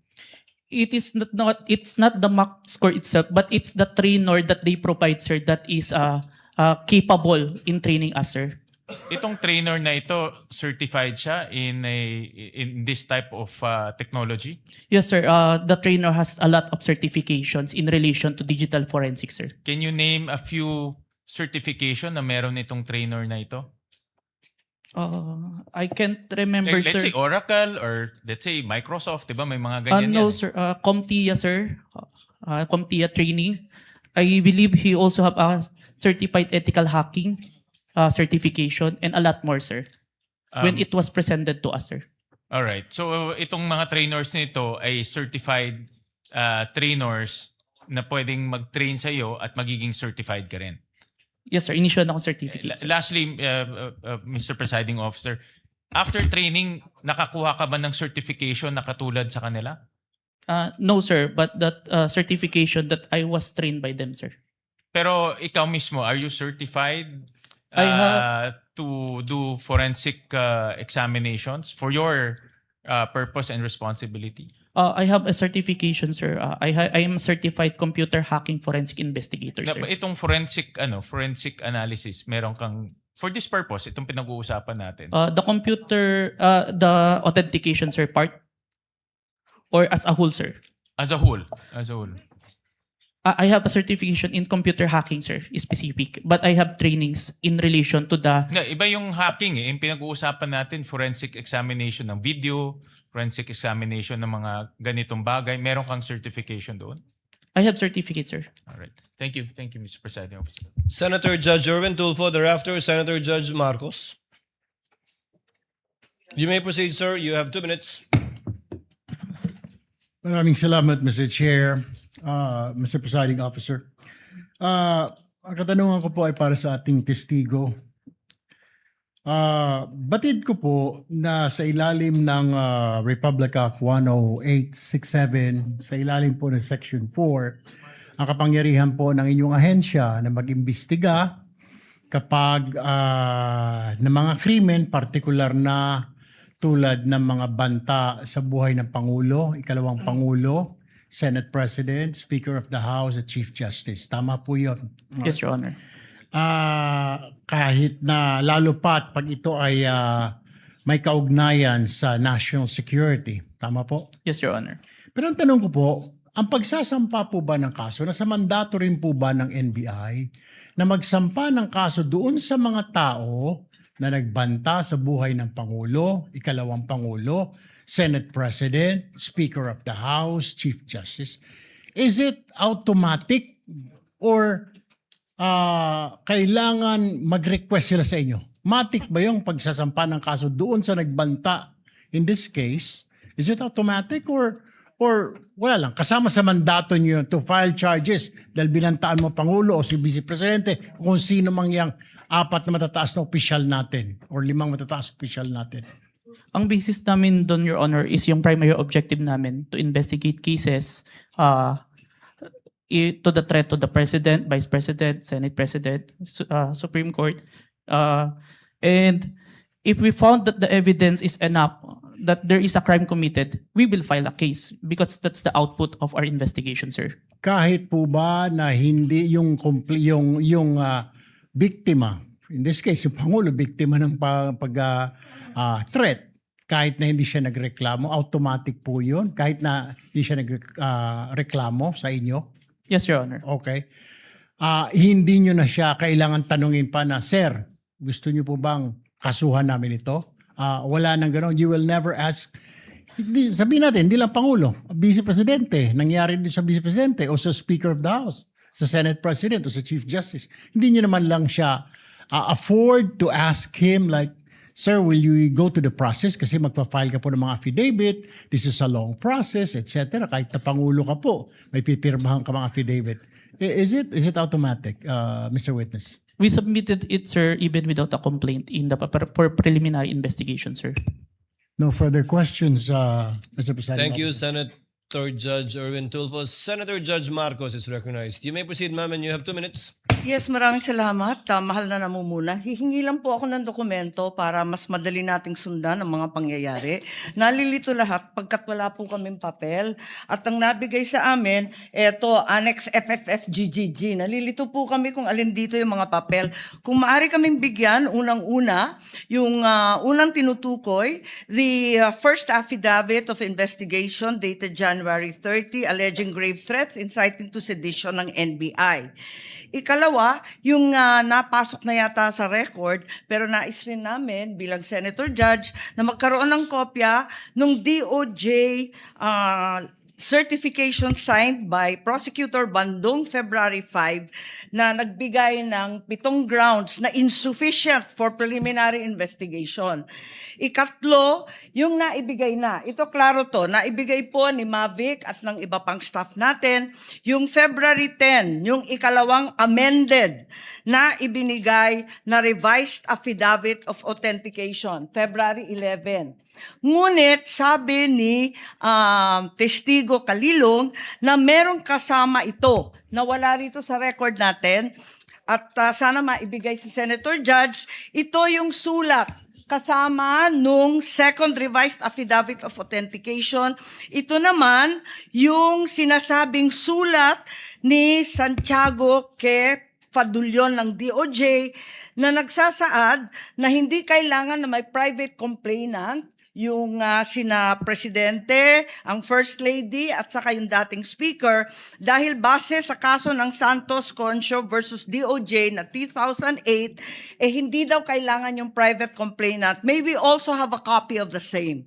Finally, may we urge that a copy also be given of February 14 certification of DOJ asserting that the revised affidavit of investigation was finally sufficient.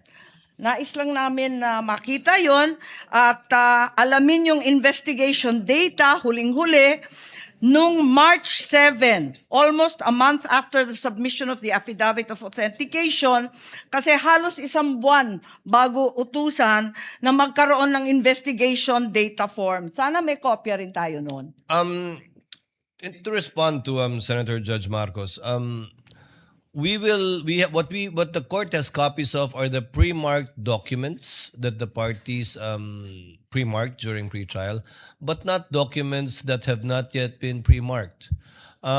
Most of the documents you mentioned that was discussed by counsel for respondent has not yet been pre-marked. They only used it to confront via cross-examination the witness of the prosecution. But the ones we have, we will furnish you with a reminder, of course, Senator Judge Marcos, that these documents have not yet been formally offered by either party.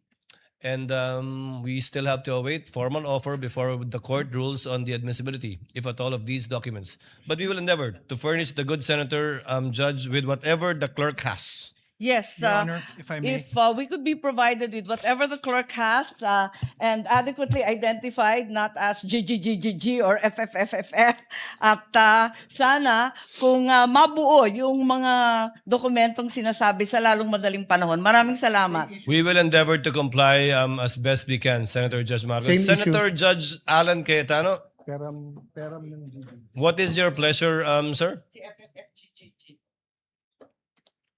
Mr. President and Mr. Presiding Officer, before I ask to be allowed to ask a question, can I just follow up yung kay Senator Marcos, including the ruling yesterday? Just in the interest of all Senator judges being able to follow closely, especially kami sa first row kasi medyo nagkaka-stiff neck na kami. Mahirap tignan yung TV, so baka dun sa Maglalagay harap. na po kami ng TV sa harap ng And lamesa I ng don't know, Council for Parties. I think all of us own a iPad or a tablet. I don't know what the solution is, but if the Secretariat or the Clerk of Court, the Office of the Clerk of Court can work with our staff, just to give you an example for today, no? If you look at the impeachment complaint on page 19, for example, it says that the affidavit we're looking for kanina, footnote number 72, is this one, in the impeachment complaint, no? It's found on Annex G. Okay, so this is Annex G. If you look at Annex G, it is a certification, not an affidavit. Okay. So where do you find the affidavit mentioned in the impeachment complaint? You actually find it in Volume 14, Annex FFFFFFFF dash GGGGGGGG. So before I can even say that, That's FFFFFFF to GGGGGG. yes. So even before we finish saying that, Your Honor, Mr. Presiding Judge, medyo mahirap. To further complicate, the annexes when delivered to us was labeled annexes. And then when it was pre-marked, iba na yung marking. That is correct. Okay. So to clarify, I'm not asking both the prosecution and defense to give us any documents in advance that will prejudice their presentation or the rebuttal. I do understand that it has to be offered, but to speed things up and to make sure we understand, in the same manner that they're asking the witness to examine it, maybe we can be given a copy to examine at the same time, whether digital or actual copy. I don't want to impose upon them to print 24 copies. But again, anyway, it's Wednesday. We have Thursday, Friday, Saturday, Sunday for our staff and the clerk of court to meet. I think we already have a solution for you, Senator Judge Cayetano, as well as for Senator Judge Marcos. We will be furnishing the parties either via soft copy to your respective iPads or laptops, or we will and to their official emails as well. Kayo na po mag-print ng hard copy ng list of evidences as marked, as pre-marked by the prosecution na ipe-present for Article 4. And we will do this by article. Okay. However, insofar as I said, the documents presented by the counsel for respondent, these have not yet been pre-marked. But I don't think there's anything wrong with asking for a copy from the counsel for respondent. On that point, for our guidance, whether or not the same will be offered without prejudice to respond to counsel for respondent, deciding on whether or not they will offer it at the appropriate time. On that point, Mr. Presiding Officer, even if it's pre-marked, if it will prejudice their presentation, I don't mind it be given in real time. And same, no? If it's being used on cross or recross on rebuttal, and hindi to na pre-mark, as long as real time, para lang we can process it. If not, we have to review afterwards, and it messes up our preparation for the hearing the next day. No? Is that possible for the parties once the roles are reversed? May I get a response from the counsel for respondent? Your Honor, first we'll clarify everything that was showed today was pre-marked by the respondent. That's not my understanding, because the DOJ letter you pre-marked is different from the DOJ letter that we have pre-marked. But we'll verify. So everything was pre-marked? Yes, Your Honor. But you presented a document that was not pre-marked either by the prosecution or the defense. Walang marking eh. I presented all that. So if it was pre-marked, it's our lookout. Then kindly, then there's no problem furnishing the senator judges with a copy of the same. We have no problem with that, Your Honor. Senator Judge Alan Cayetano's concern has no basis if it was all pre-marked. Yes. Apparently, it was our oversight. Yes. Counsel for the prosecutors, would that be possible? Yes. To furnish it? I think what counsel for respondent did earlier helped us out a lot. Plastering it on the screens, whatever affidavit you were presenting. I think counsel for the prosecutor should do the same. Yes, Hindi naman Mr. bawal Presiding magkopyahan dito eh. Okay lang. Senator Judge Cayetano? Thank you. Yeah, and just to clarify, the 2 minutes is the question, not including the yes, answer. of course. No? You have 2 minutes if you want to start with asking questions. Yes, if they ask to repeat the question, please don't count that. No, 2 minutes is long with short questions, but many of us want to get to the bottom of it, end up only asking 1 or 2 questions. So just a little bit liberality. We will be lenient, Yes. Thank you. Senator Judge Thank Alan you very much. Cayetano. You Appreciate may proceed, it. sir. You have 2 minutes. A question for the witness, and maybe to put all of us in check, I don't mind if any of the counsel says na medyo hindi maayos yung question. I mean, given what happened yesterday and today, and there are questions that could prejudice the case either way. As long as we call each other out respectfully, to both counsels, you cannot correct a senator judge, but I don't mind if you think it prejudices. That's your duty to your client. Yes, sir. So this isn't the start of the 2 minutes yet. Sa magandang hapon, Mr. Witness. Good afternoon, Your Honor. Medyo mahaba na yung pag-upo mo dyan, but allow me a few questions. No? Yung circumstance lang, so paano nagsimula yung investigasyon na na-involve ka? Were you from the start o hindi? At written instructions ba to? O sinabi, oy, may investigasyon tayo? Just konting clarity, paano na-umpisa yung specific investigation? And was it based on the November 3 video? Tama ba? November 23, Your Honor. Okay. It all started, I received a phone call, sir, from my executive officer that there is a video wherein there is a statement given by the Vice President, which is classified as threat, and I was tasked and assigned to investigate the case, sir. Okay. So basically, ganun yung pagkasabi na I'm tasking you to look at the video, investigate. Yes, Your Honor. Were you working alone or with a group? With a group, Your Honor. NBI group? Yes, Your Honor. And was this, is there an interagency also or just purely NBI? Don't have personal knowledge. Maybe our chief, sir, has the Okay. knowledge on that, sir. Yes. No, that's all I asked for naman, yung personal knowledge. Yes, Your Honor. So pakiulit mo yung sinabing, how exactly sinabi sa'yo na tignan mo yung video, imbestigahan mo, or may statement? So, To be specific, sir, as far as I remember,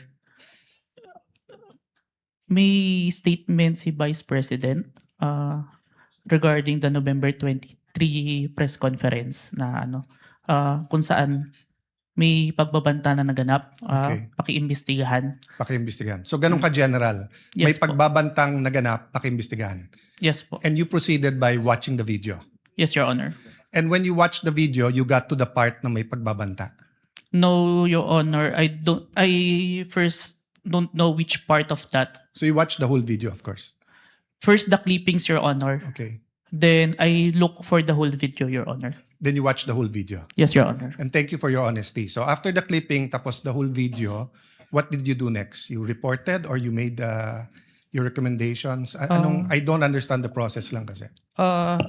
Upon identifying the whole video, I informed my executive officer that I identified the video, Your Honor. And then yung sinabi mo yesterday, then you started looking for patterns. That's why you looked at yung dating mga video ni Vice President. Yes, Your Honor. So you started investigating the threat against the President, the First Lady, and the former Speaker of the House. Yes, Your Honor. Did you investigate the threat against the Vice President? We tried, Your Honor. How did you try? It is included in our letter to the Vice President, Your Honor. That's why we're inviting her to proceed to our office to investigate the threats to her life, Your Honor. How about the vlogger who asked her about Oplan or whatever they call that Romanov? Did you invite them? Yes, Your Honor. And did they testify? The Princess Maui did not appear, Your Honor. Did not appear. Did you also look for previous videos that are threatening to the Vice President? We look on the Romanov part, Your Honor. Okay. But we identify a different person who first mentioned the Romanov, Your Honor. Did you coordinate with the PSG? I have no personal knowledge, Your Honor. You yourself? Yes, Your Honor. Maybe our chief, Your Honor. Yeah. But you are aware that the primary responsibility of protecting both the President and the Vice President is the PSG? Yes, Your Honor. So isn't it fair to say that any investigation against a threat to the first family, the President or the Vice President, you would normally ask the PSG if they received any threat? I have no personal knowledge, Your Honor. No, I'm asking, hindi ba normal sa investigation kung sino yung primary agency na taga-protekta na lumalaban dun sa threat ay tatanungin natin? Yes, Your Honor. So bakit hindi tinanong ng NBI ang PSG? Or in your case, why didn't you ask the PSG? Maybe it can be answered by a chief, Your Honor. No, I'm not. I will ask your chief also. I'm asking you, when they said, look at this, you looked at other videos, you tried to get Princess Maui, you tried to get the Vice President, but you didn't contact the PSG for the First Lady, for the President, and for all you know, the PSG will tell you right there and there, the threat is real, or the PSG will say, politika lang yan. Diba? Both the Vice President and the President are protected by the PSG. So why wasn't so nakalimutan lang or wala sa procedure nyo or Your Honor, there is already a statement from the National Security Council, Your Honor, that it is an active threat, Your Honor. That's why we start investigation. Yes, and the primary group that will know if it's an active threat is the PSG. So if this was the United States, it will be the Secret Service. So whether the FBI or the CIA, state troopers, the federal marshals, kung sino man mag-iimbestiga, parati nilang tatanungin yung Secret Service. So I'm just curious why we did not ask the PSG input. Kindly wind up, Senator Cayetano. Senator Okay. Judge Cayetano. So my last question is, how did you characterize the threat of the Vice President to the President? Given that ang exact words niya, "Huwag kang mag-alala, ma'am, sa security ko kasi may kinausap na akong tao, sinabi ko sa kanya, kapag pinatay ako."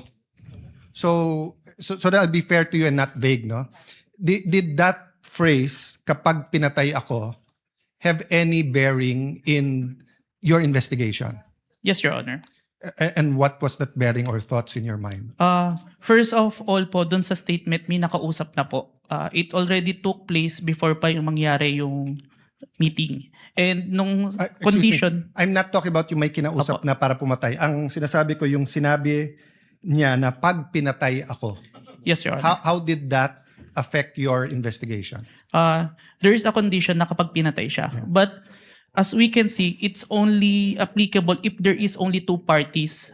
The statement make a loophole wherein a third party can use that na kapag namatay si BP, ma-execute ngayon yung statement ni BP na may nakausap na siya without the participation of the one mentioned, the President, the First Lady, and the Speaker of the House, Your Honor. That's fair. But what I'm saying is that in your reports, did you characterize it as a conditional threat? Kasi kung hindi naman siya pinatay, the logical implication is that there's no threat against the... So I'm not saying it's not illegal, immoral to contract a killer.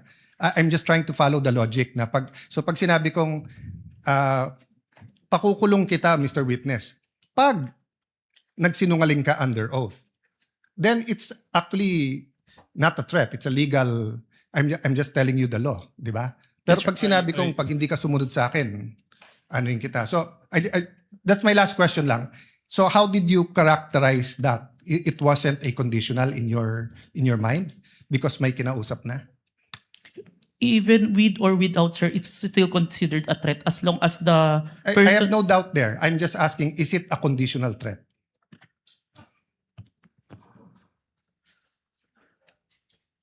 Based on our affidavit, sir, I believe it's conditional, which... Based in your affidavit? Affidavit. But your initial assessment, yung personal mo as an investigator, this is an investigation of the whole NBI, but yung personal mo?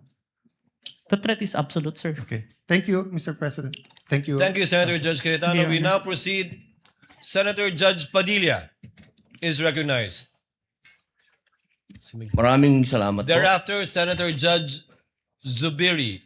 Maraming Senator salamat po. Judge Padilla, you have 2 minutes. Opo. Nais ko lamang po magtanong sa ating saksi. Ginoong saksi, kanina po kasi habang nagkakaroon ng pagdinig, ako po'y laging iistorbo dahil tuwing may itatanong, mag-o-object, medyo magulo po eh.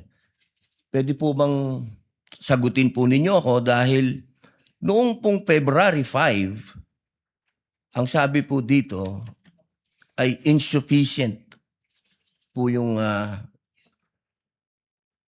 hindi dapat makarating na sa preliminary investigation. Tama po ba? February 5 po yun?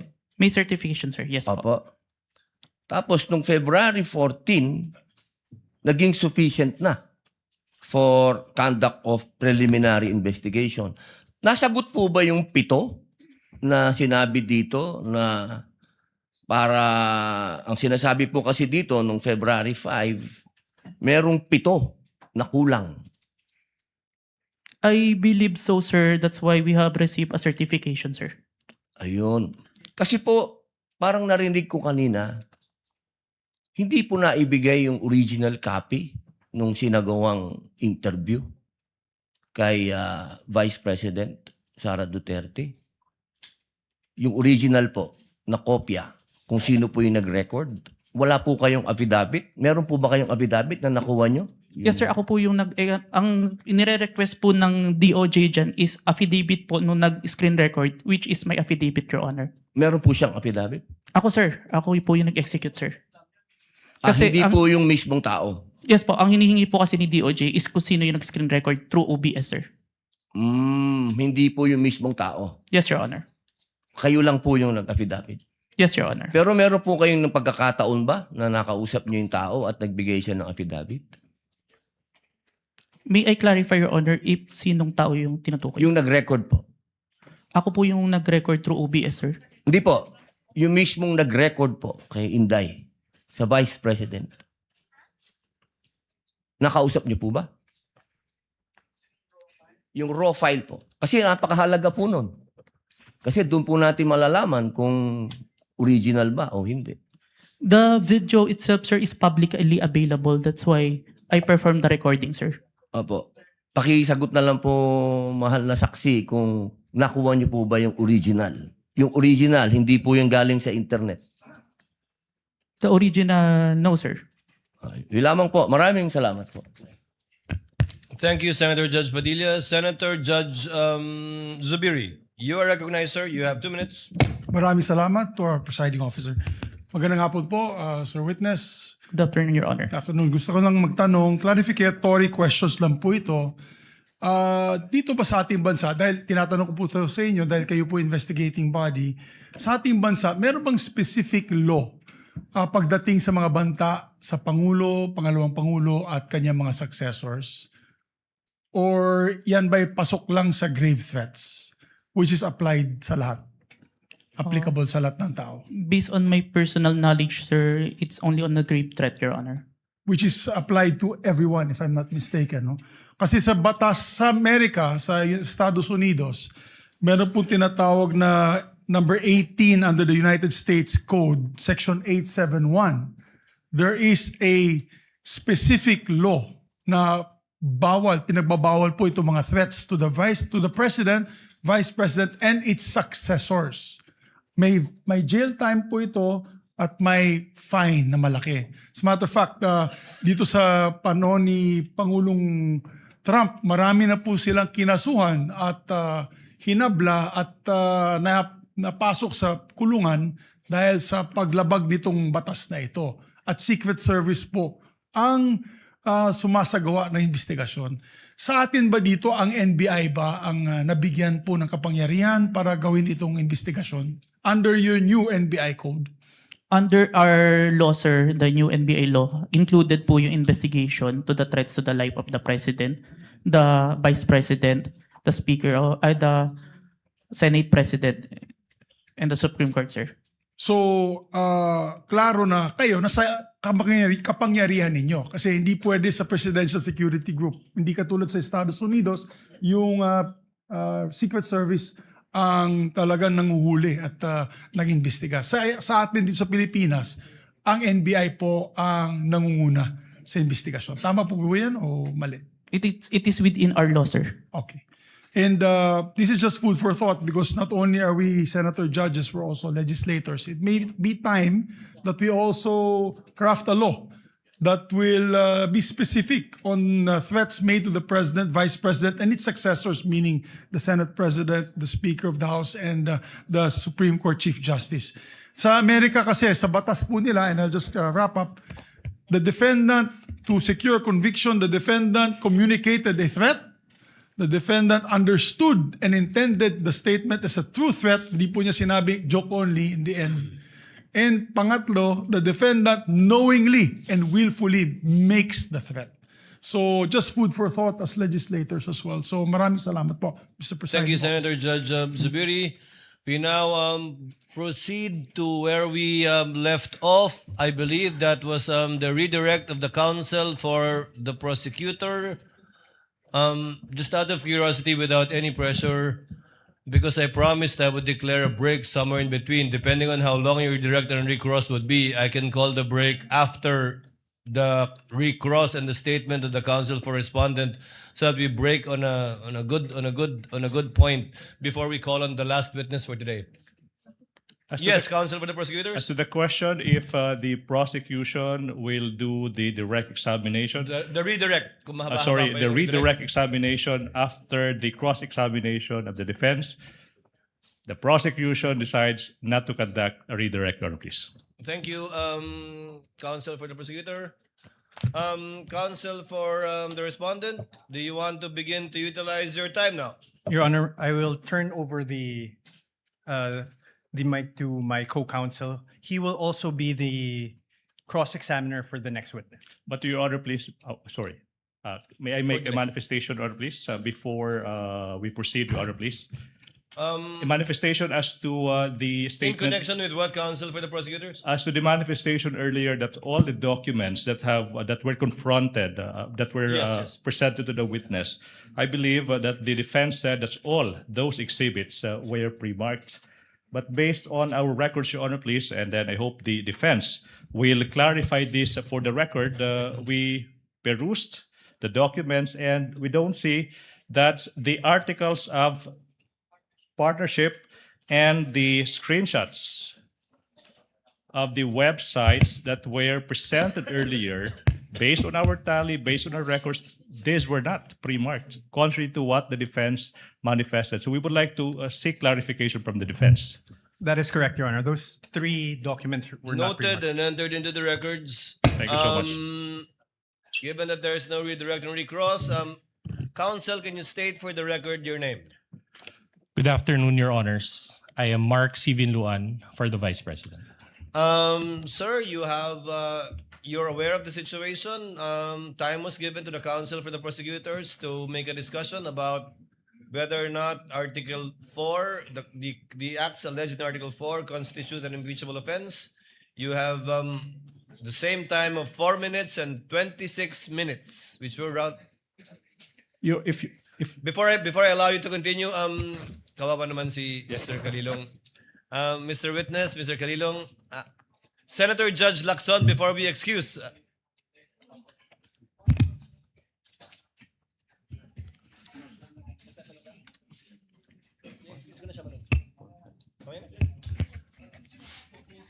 Senator Judge Soto is recognized. Sir, what is your pleasure, sir? Mr. President, Mr. Presiding Officer, are we going to dispense with the witness already? Unless you have questions. I believe Senator Lacson has questions to the witness. So not yet. Well, it's a simple question. The gentleman You're may proceed. familiar. Thank you very much. You're familiar with the internet, of course. Yes, Your Honor. Have you noticed that lately all the AI-generated videos have a caption saying AI-generated? Yes, Your Honor. Kaya pag walang nakalagay na AI-generated, siguradong hindi AI-generated? Not Yes, Your exactly. Honor. Today, Your Honor. Yes, lately, no? Lately, Your Honor. Lahat nakalagay. Pag AI-generated, nakalagay AI-generated and Meta does not allow it. Right? They allowed it, but there is a AI info part. Correct. on Let's the say post. there is a manifestation. Yes, that Your it's Honor. It is AI-generated. explicitly mentioned that AI. So you're aware of that? Yes, Your Honor. Thank you. That's it. Senator Judge Lacson, you likewise have 2 minutes, sir. You may proceed. Thank you, Mr. Presiding Officer, Mr. Senate President. I have questions para sa ating testigo. Since you are presented here as an expert witness, alam nyo, nagkusort din ako sa digital forensics expert para lang makonvince sa sarili ko. No, my first question is, in this day and age of artificial intelligence, no, will you agree with me na it is almost impossible to distinguish an AI-generated video from the original? It Almost is- impossible. Yes, Your Honor. It is hard, Your Honor. Yeah, very hard, di ba? Very difficult. So kasi ito, impeachment trial, ano? Kasi sa court, ginagamit talaga yung expert testimony ng digital or computer forensics expert. Now, you may or may not answer this question kung classified, ano? Gusto ko lang malaman ano ba yung digital forensic tools na ginagamit ninyo sa NBI? Currently, I'm not familiar.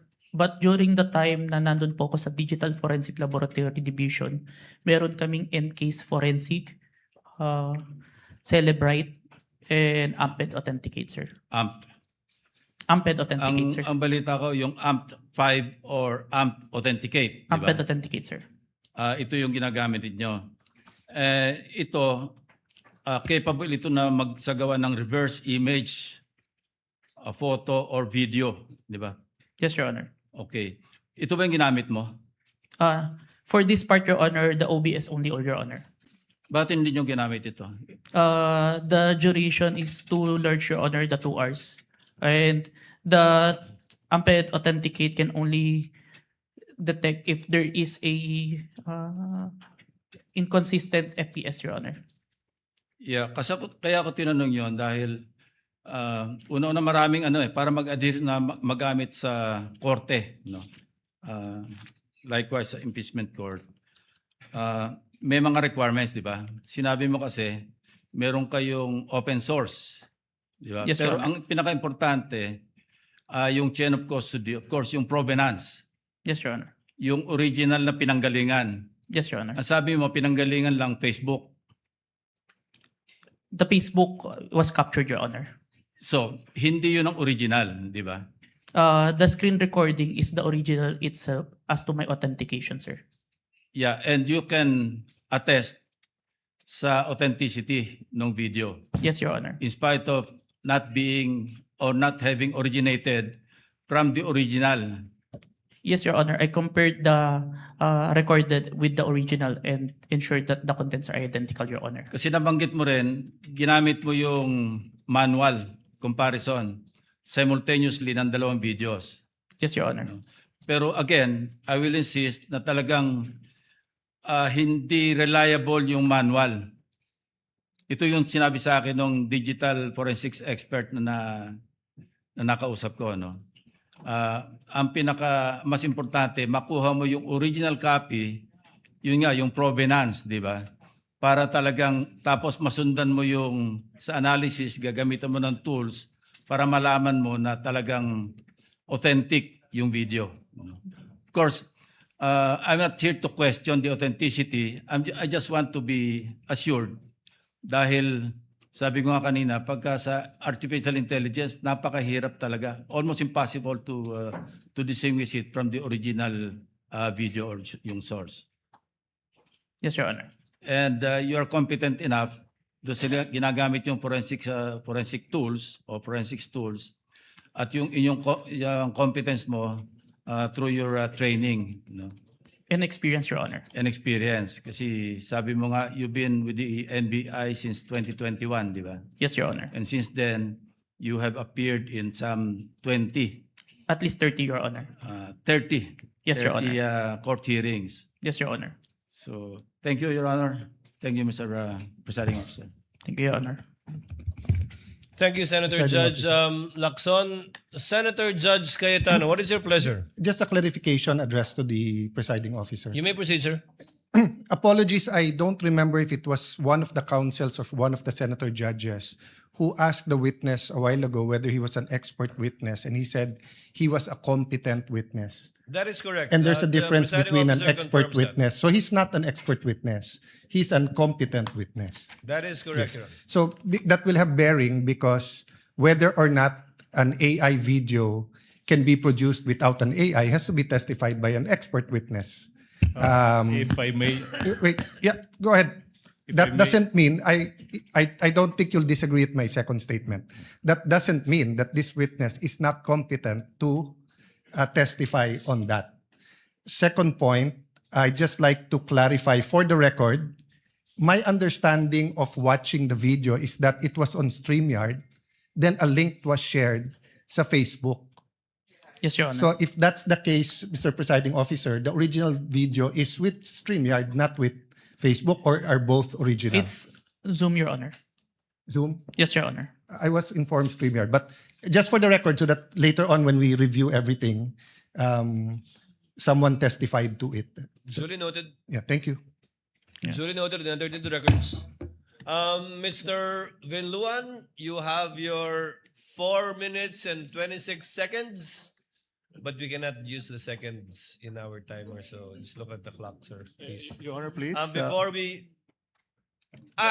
yes, Mr. Kalilong, you are excused, sir. Thank you, Your Honor. And thank you for your time and cooperation with this impeachment court. Thank you so Your much, Honor. NBI Senior Agent John Mark Calilong. Thank you so much. Hold on, Mr. Kalilong. Yes, Senator Judge Padilla. What is your pleasure, sir? Ginoong tagapamahala ng hukumang ito, nais ko lamang po sana hingin ang mga credentials ng ating saksi kung paano po lahat ng kanyang certification, lahat, upang mapatunayan po natin lahat na... He's ready. To it earlier, but kindly respond to the question of Senator Judge Padilla, Mr. Witness. I have here, sir, my certifications during the time of my investigation, Your Honor. Can you, mahaba ba? I can read, Your Honor. Mahaba ba? Hindi. Ibigay na lang po siguro sa atin. Kindly just submit it to us, yes, please. Opo, Yes, submit Your na lang po. Thank you, Your Honor. If that is okay with Senator Judge Padilla. Thank you, sir. Mr. Kalilong, you are excused, sir, and thank you for your time and cooperation with the impeachment court. Thank you, Your Honor. The presiding officer will just wait for the witness to leave the premises before recognizing Attorney Binon. Okay, Attorney Binon, you have 4 minutes and 26 seconds. You may proceed, sir. Thereafter, we will call for a 15-minute break. In the discourse yesterday, talking about VP Sara's statements during the November 23, 2024 press con, Senator Judge Risa Ontiveros stated, and I quote, "None of these statements are proof that the Vice President actually contracted an assassin or hired one. She is absolutely right." She then asked the question, why are these acts impeachable? To this question, the prosecution responded, "We understand that these statements may not actually 100% prove that she in fact contracted an assassin. End of quote. Hence, the prosecution admitted that the video does not prove any fact other than its existence. In simple words, there is no proof of any contracting of an assassin. The prosecution's admission before this honorable court made the respondent's position clear. The prosecution has no other competent evidence to prove that VP Sara contracted an assassin. Ang testimonya ni Kalilong, gaya ng iba pang ebidensya kuno ng prosecution, ay hindi sapat para patunayan ang paratang na ito. Trying to prove this stretched narrative using a hodgepodge of materials is a waste of this honorable court's time and the Filipino people's money. Si VP Sara na mismo ang nagsabi na hindi assassin ang kinausap niya. This term only came from people who took her statements out of their proper context and tried to exaggerate them for what they really meant. The truth of the matter is this: she and her family were threatened, and while her response was unconventional, it was justified. What triggered her response was a question about Operation Romanov, which is the plot to eliminate VP Sara and her entire family. The NBI's own records prove this. In the minutes of the meeting of Dempsey Reyes' interview, he said, and I quote, "May press con kasi earlier than that, sabi niya, parang hindi lang niya gusto daw, sabi lang niya gusto daw siyang patayin daw, according to her, ni Speaker. That was during a press conference the day before, November 2022. End of quote. During the virtual press con, Princess Maui mentioned Operation Romanov again and even warned her about her safety. Reyes talked about it, Princess Maui reiterated it, but the NBI gaslighted it. When VP Sara uttered those words, she was not responding as Sara Duterte, the Vice President, but Sara Duterte, the wife, mother, daughter, and sister, who only sought to protect her own and her family members' lives. Operation Romanov is in place, and the threat against their lives is real. VP Sara became the target of unauthorized intelligence and surveillance operations by government operatives that exposed her family to high-level risks and security threats, thereby causing intense trauma and uncontrollable fear. Her homes in Davao and Manila were profiled, and this is proven by classified casing reports. Her trusted security personnel were removed. Her schedule of official functions, like the one in Naga, was leaked by intelligence agents, and her security was heavily compromised. In sum, the prosecution was right in using the term culmination. But the prosecution's interpretation is wrong. Rather, when VP Sara left the administration, she suffered various forms of threats and harassment for many months from the powers that be, and the culmination was her statement on that fateful early morning in November 2024. She didn't commit an impeachable offense. She drew the line in the sand and said, enough is enough. That is the meaning, and that is the context. Finally, as to the alleged grave threats and inciting to sedition, these are defined by their vice penal code and are punishable by prisión correccional. Thus, these fall under the jurisdiction of the MTC or first-level courts. These charges are not other high crimes as contemplated by the Constitution as grounds for impeachment and are therefore not impeachable. After all, VP Sara was fighting two important battles that day. One against the threat to her family's life, and another against the life of the ordinary Filipino, constantly suffocated by the immense weight of corruption, which she talked about during the press con. She never incited sedition, she merely echoed the voice of ordinary Filipinos. Her message that day only reflected what was already in their hearts and minds. There was no betrayal of public trust. She actually upheld the people's trust as she spoke for and behalf of the people. Thank you, Your Honor. Thank you, Attorney Vidluan. Chair declares a 50... Senator Judge Bam Aquino, before we declare a recess. Yes, just a quick manifestation, Mr. President. You may proceed, sir. Tapos na po tayo sa unang witness. It's taken us maybe a total of 9 hours for the first witness. Ito ho, isang pakiusap sa parehong grupo. Alam ko po may kanya-kanya tayong estilo, may kanya-kanya tayong strategy. But if possible, can we allow the testimonies to be heard?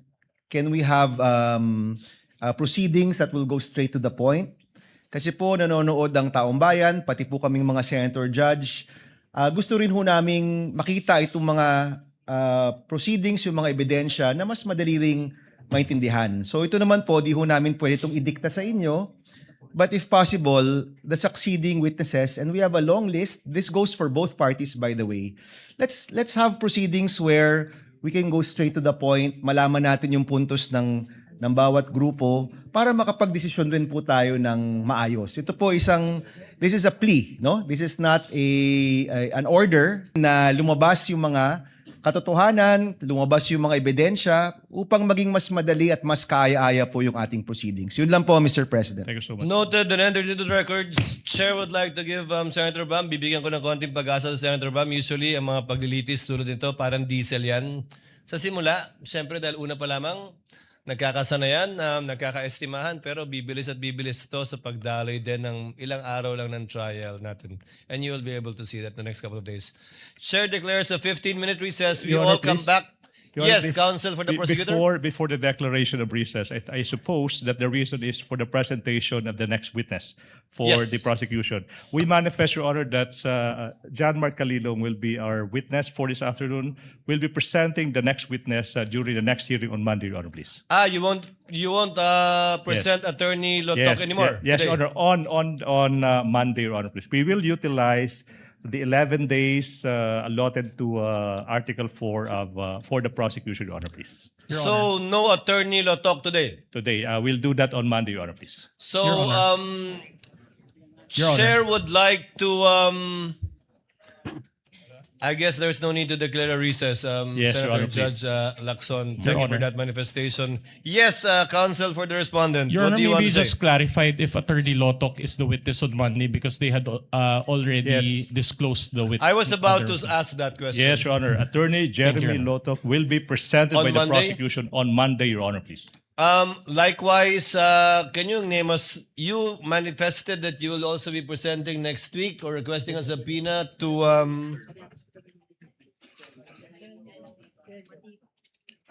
yes, to Attorney Lopez and Attorney Director Matibag. That would be Captain Belinda Bello, Your Honor, please, and NBI Director Matibag. And then Lotok first. Lotok, Your Honor, please, and then Matibag. and then we'll disclose on Bello, Your Honor, please. Captain the Sergeant at Arms. Belinda Bello of the House of Representatives, Your Honor, please. So those two witnesses. Yes, Your Honor. We have 3 days, counsel. No. Wait. Name me one more. Okay, that would be NBI Director Matibag, Your Honor, please. Given the manifestation of the counsel for the prosecutor, chair hereby orders the issuance of subpoena once again to Attorney Lotok for the trial dates on July 13, 14, and 15, as well as for Attorney Melvin Matibag. No need for a subpoena for Miss Bella? Your Honor. Before I recognize counsel for respondent, no need for a subpoena? There's no need for subpoena, Your Honor. You did not request for a subpoena, counsel. Yes, Your Honor. So no need. No need, Your Honor. You will produce, can you state the name again for the record, counsel? Can you state for the name of the witness again for the record? Your Honor, the first witness will be Captain Belinda Bello. That would be Attorney Jeremy C. Lotok. Number 2 is Captain Belinda Bello. And number 3, NBI Director Matibag. And number 4. Thank you. That's for no. Thank For you, next counsel. week, those are the witnesses, Your Honor, please. Thank you. Counsel for respondent, Your what Honor, is your pleasure? Your Honor, considering the change in schedule, may we just confirm if that is the exact order of presentation next week? I believe so. The chair would like to be the one to confirm that. To reiterate, Your Honor, may I be recognized? I apologize. yes, the member of the panel of prosecutors, Representative Defensor, what is your pleasure, sir? Your Honor, may I just correct, since the private counsel is under the direct supervision and control of the Yes, of counsel course. prosecutor. For Monday, Your Honors, we will be presenting Attorney Jeremy Lotok. For Wednesday, we will be presenting Tuesday, we'll be presenting Attorney Zuleika Lopez. And for Wednesday, our third witness, we will be presenting Captain Belinda Bello. Captain Belinda. So, Director Matibag is not yet going to be presented next week? Not yet, Your Honor. We will manifest on Monday if we can consider him for the Wednesday's session, depending on how the trial goes or how long the testimonies will take for both parties. Noted. What is the pleasure of counsel?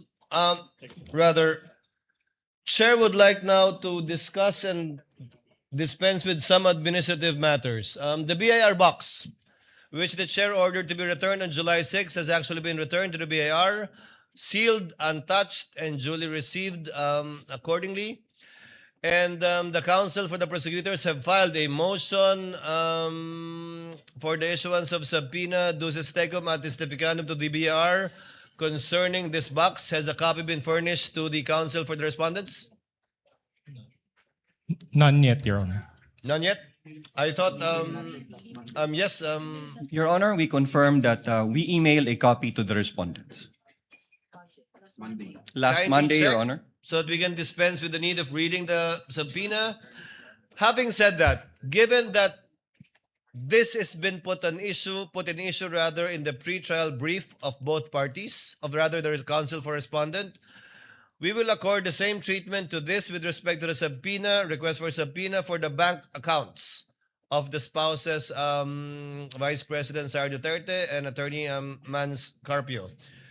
Therefore, the presiding officer orders both parties to submit a memoranda on the subject matter of the subpoena of the BIR records on Monday.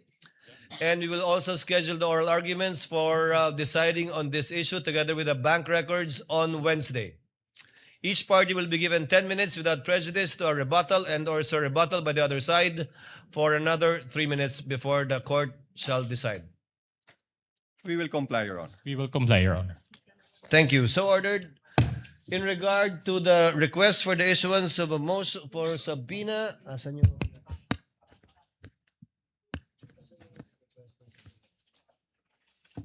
May I ask if counsel for the respondents were likewise furnished with a copy of the most request for subpoena, although this is ex parte because this is only with respect to witnesses. So there is no need to issue a subpoena to Attorney Melvin Matibag for next week. Honorable Defensor? No need? No need, Your Honor. So just Attorney Zulaika Lopez? Yes, Your Honor. Chair orders that subpoena be issued to Attorney Zulaika Lopez to appear on July 13, 14, as indicated by the counsel for the prosecutors, given that on the 15th, we might be arguing on the bank deposits and the BIR documents. We submit, Your Honor. So ordered.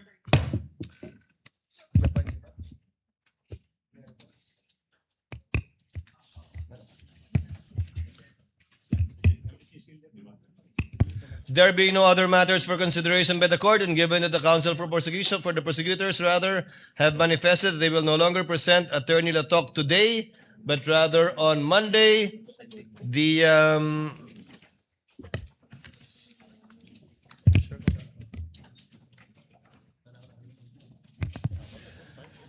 trial is hereby adjourned until 2 p.m. of Monday, July 13, 2026.